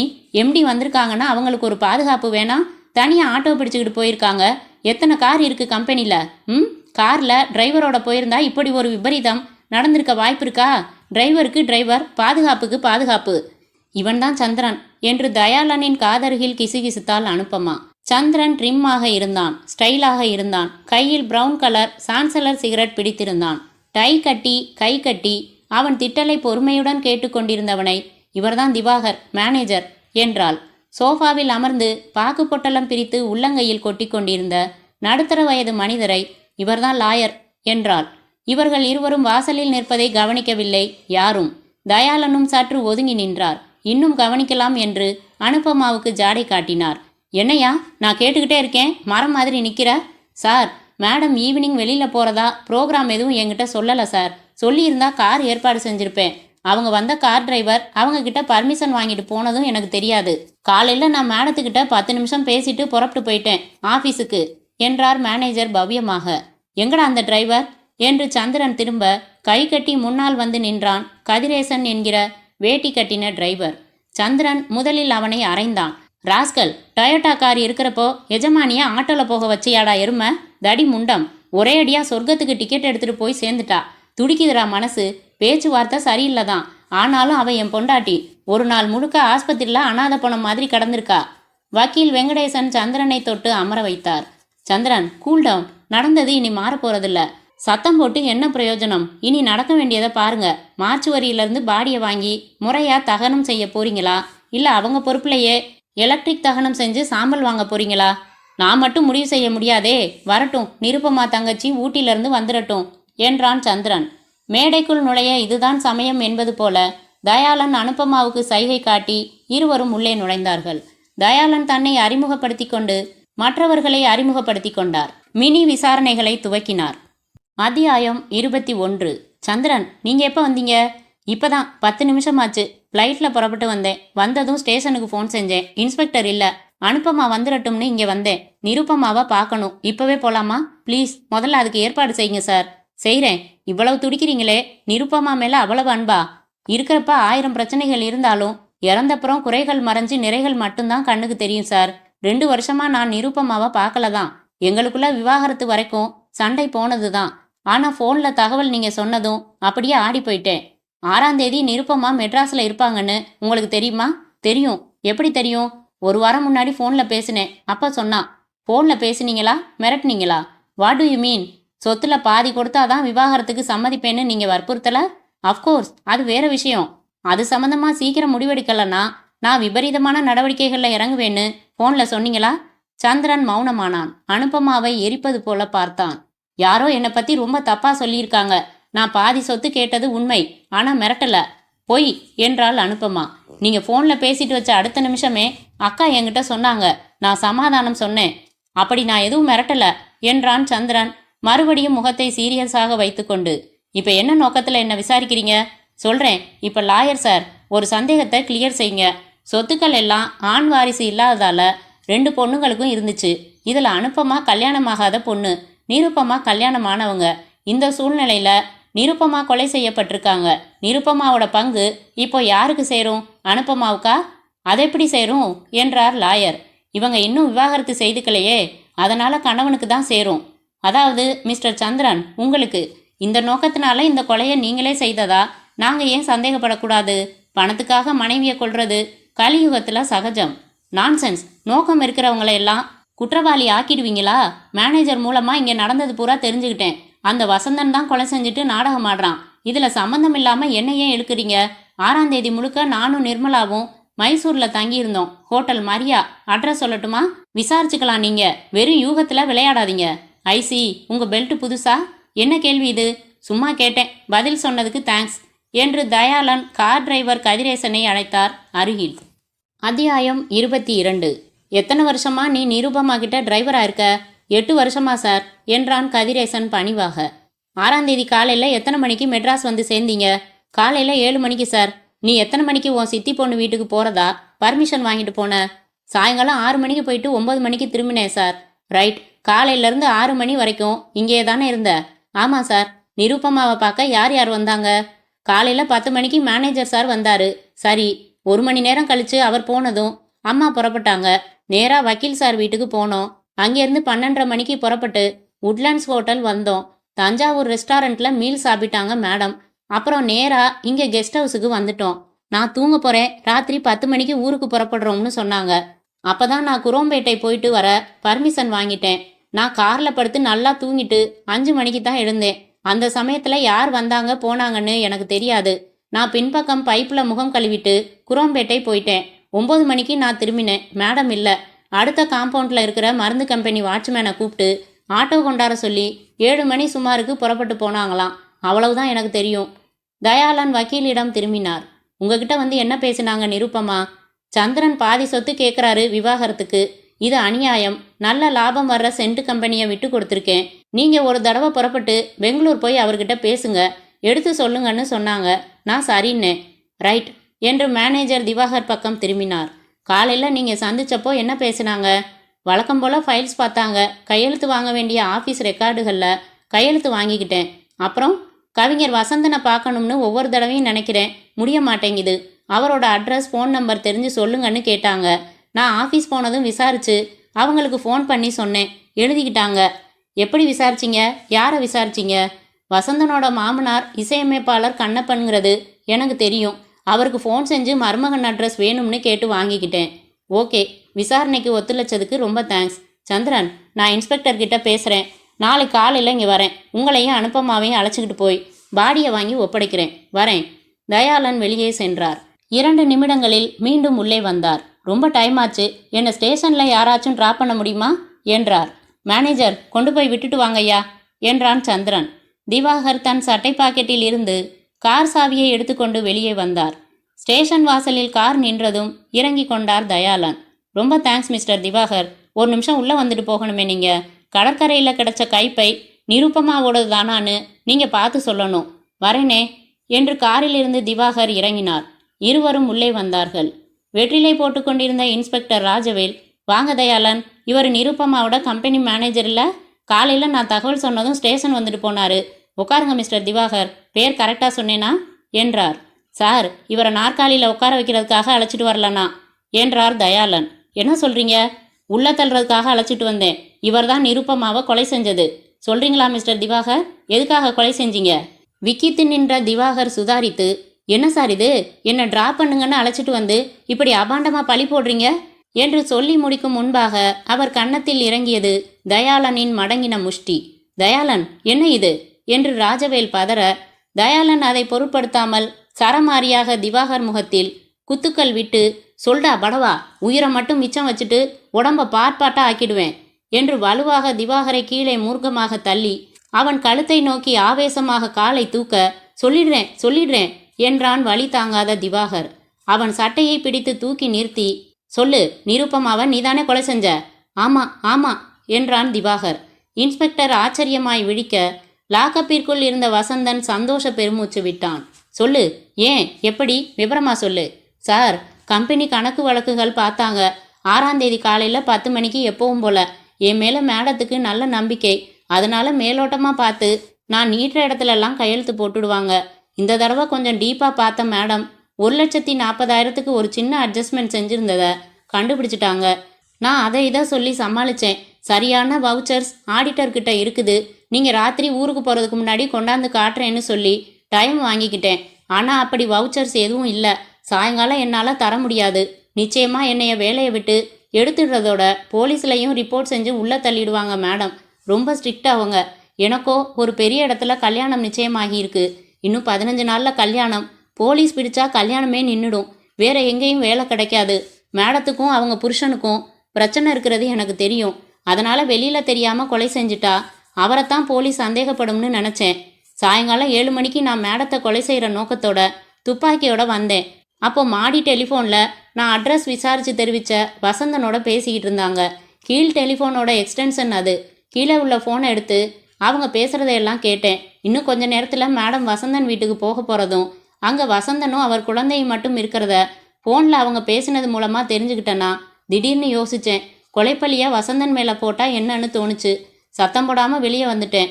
மேடம் ஆட்டோவில் போக நான் என் காரில் ஃபாலோ செஞ்சேன். முகமூடி போட்டுக்கிட்டு வீட்டுக்குள்ளே நுழைஞ்சு மேடத்தை மயக்கமடைய செஞ்சு குழந்தையையும் தூக்கிட்டு வசந்தனை மிரட்டிட்டு போனேன். ஃப்ரிட்ஜில் பிராந்தி பாட்டில் வச்சேன். நேராக குழந்தைய கண்ணப்பன் வீட்டு வாட்ச்மேன் கிட்ட ஒப்படைச்சிட்டு புறப்பட்டு கடற்கரை வந்தேன். பின் சீட்டில் மயக்கமாக இருந்த மேடத்தை என் பெல்ட்டால் கழுத்தை நெரிச்சு கொன்னேன். கடலில் போட்டேன். சத்தம் போடாமல் நடுராத்திரியில் வசந்தன் வீட்டில் ஏறி குதிச்சு பொம்மையையும் பெல்ட்டையும் புதைச்சி வச்சுட்டு வந்துட்டேன். இன்ஸ்பெக்டர் தன் பங்கிற்கு 2 சாத்து சாத்தி திவாகரை லாக்கப்பில் தள்ளி வசந்தனை வெளியே வர சொல்லி, நீங்கள் போகலாம் சார், எங்கள் கோணத்தில் உங்களை சந்தேகப்பட வேண்டியதாக போச்சு, மன்னிச்சுக்கங்க என்றார். வசந்தன் அவரை வெற்றுப்பார்வை பார்த்துவிட்டு தயாளனிடம் வந்து அவர் கைகளை பிடித்து கொண்டு, சார், உங்களை என் ஆயுசுக்கும் மறக்க மாட்டேன் என்றான். புறப்பட்டு சென்றான் உற்சாகமாய். தயாளன், எப்படி பிடிச்சிங்க இவனை என்றார் ராஜவேல். தயாளன் தனக்கு அனுப்பமா சொன்ன தகவல்களை வைத்து சந்திரன் மேல்தான் அழுத்தமான சந்தேகம் இருந்தது என்பதை விவரித்து, கெஸ்ட் ஹவுஸ் வந்ததும் நான் முதல்ல யார் யார் பெல்ட் போட்டிருக்காங்க இடுப்புலன்னு தான் பார்த்தேன். சந்திரனும் திவாகரும் சட்டையை இன் செஞ்சு பெல்ட் போட்டிருந்தாங்க. திவாகர் இடுப்பு கொஞ்சம் அகலம். அதனால் அவனோட பெல்ட்டில் கம்பெனிக்காரன் போட்டிருந்த துளைகள் எல்லாம் தாண்டி புதுசாக ஒரு துளை இவராக போட்டு அதில் பக்கில்ஸை மாட்டியிருந்தான். கம்பெனி போட்ட பஞ்சிங் துளைக்கும் செயற்கை துளைக்கும் பிசிறுகள் பிரமாதமாக காமிச்சு கொடுத்துருச்சு. வசந்தன் வீட்டில் தோண்டி எடுத்த பெல்ட்லையும் இதே மாதிரி ஒரு எக்ஸ்ட்ரா செயற்கை துளை பார்த்த நினைவு வந்துச்சு. அதான் என் முதல் டவுட். காலை பார்த்தேன், கருப்பு ஷூ. சந்திரனை விசாரிச்சப்போ பெல்ட் புதுசான்னு அவரை கேட்டுக்கிட்டு ஓரக்கண்ணால் இவனை கவனிச்சேன். ரொம்ப அவசரமாக குனிஞ்சு தன் பெல்ட்டை பார்த்துக்கிட்டான். 2வது சந்தேகம் அது. மேடத்துக்கிட்ட 10 நிமிஷம் பேசினதா சொன்னான். டிரைவரை கேட்டால் மேனேஜர் 1 மணி நேரம் பேசினதா சொன்னான். அது ஒரு பொய். நிரூபமா வசந்தன் விலாசம் கேட்டப்போ இவன் தான் விசாரிச்சிருக்கான். யார? வசந்தன் மாமனார. ஆக இவனுக்கு வசந்தன் மாமனார் அட்ரஸும் வசந்தன் அட்ரஸும் தெரியும். அனுப்பமா என்கிட்ட எங்க அக்காவுக்கும் சரி சந்திரனுக்கும் சரி கார் டிரைவிங் தெரியாதுன்னு சொன்னது நினைவு வந்தது. வசந்தனும் வாட்ச்மேனும் பார்த்தது நீல கலர் அம்பாசிடர். வாட்ச்மேன் அவனே ஓட்டி வந்ததா சொன்னதால சந்திரனா இருக்க முடியாது. சந்திரன் இல்லைன்னா இவனுக்கு டிரைவிங் தெரியும். வாசல்ல இவனோட கிரீம் கலர் அம்பாசிடர் நின்னுது. வாட்ச்மேன் சொன்னதோ நீல கலர். நான் புறப்படுறேன்னு சொல்லி வாசலுக்கு வந்து கிரீம் அம்பாசிடர் காரை உன்னிப்பா பார்த்தேன். புது பெயிண்ட் வாசனை அடிச்சுது. ஓரத்தில் கத்தியால சுரண்டினேன். உள்ள நீல கலர். சரிதான்னு உள்ள போய் ஸ்டேஷன் வரைக்கும் டிராப் பண்ணுங்கன்னு சொல்லி கூட்டிட்டு வந்துட்டேன். வெரி குட், திறமையா செயல்பட்டிருக்கீங்க. ஆனா பாருங்க தயாளன், என்ன கலந்துக்காம அதிக பிரசங்கித்தனமா செயல்பட்டிருக்கீங்க. அது எனக்கு பிடிக்கல என்று இன்ஸ்பெக்டர் வெறுப்பாக முகத்தை வைத்து கொண்டார். வாசலில் ஸ்கூட்டர் சத்தம் கேட்டது. உள்ளே வந்தான் பாலாஜி. ஹலோ சார், எப்போ வந்தீங்க ஊட்டியிலேருந்து? என்னாச்சு, பிடிச்சிட்டிங்களா என்றான் உற்சாகமாய். கொட்டாவி விட்டார் தயாளன். இப்போதான் பாராவா பேசி முடித்தேன். டயர்டாக இருக்குங்க பாலாஜி, நாளைக்கு பேசலாமே என்றவர் ஃபோன் எடுத்து கெஸ்ட் ஹவுஸை அழைத்து, அனுப்பமாவா, உங்கள் சிஸ்டரை கொன்னது சந்திரன் இல்லை, உங்கள் மேனேஜர் திவாகர். எல்லாம் ஒத்துக்கிட்டாரு. விரிவாக காலையில் பேசலாம். குட் நைட் என்றார். முற்றும்.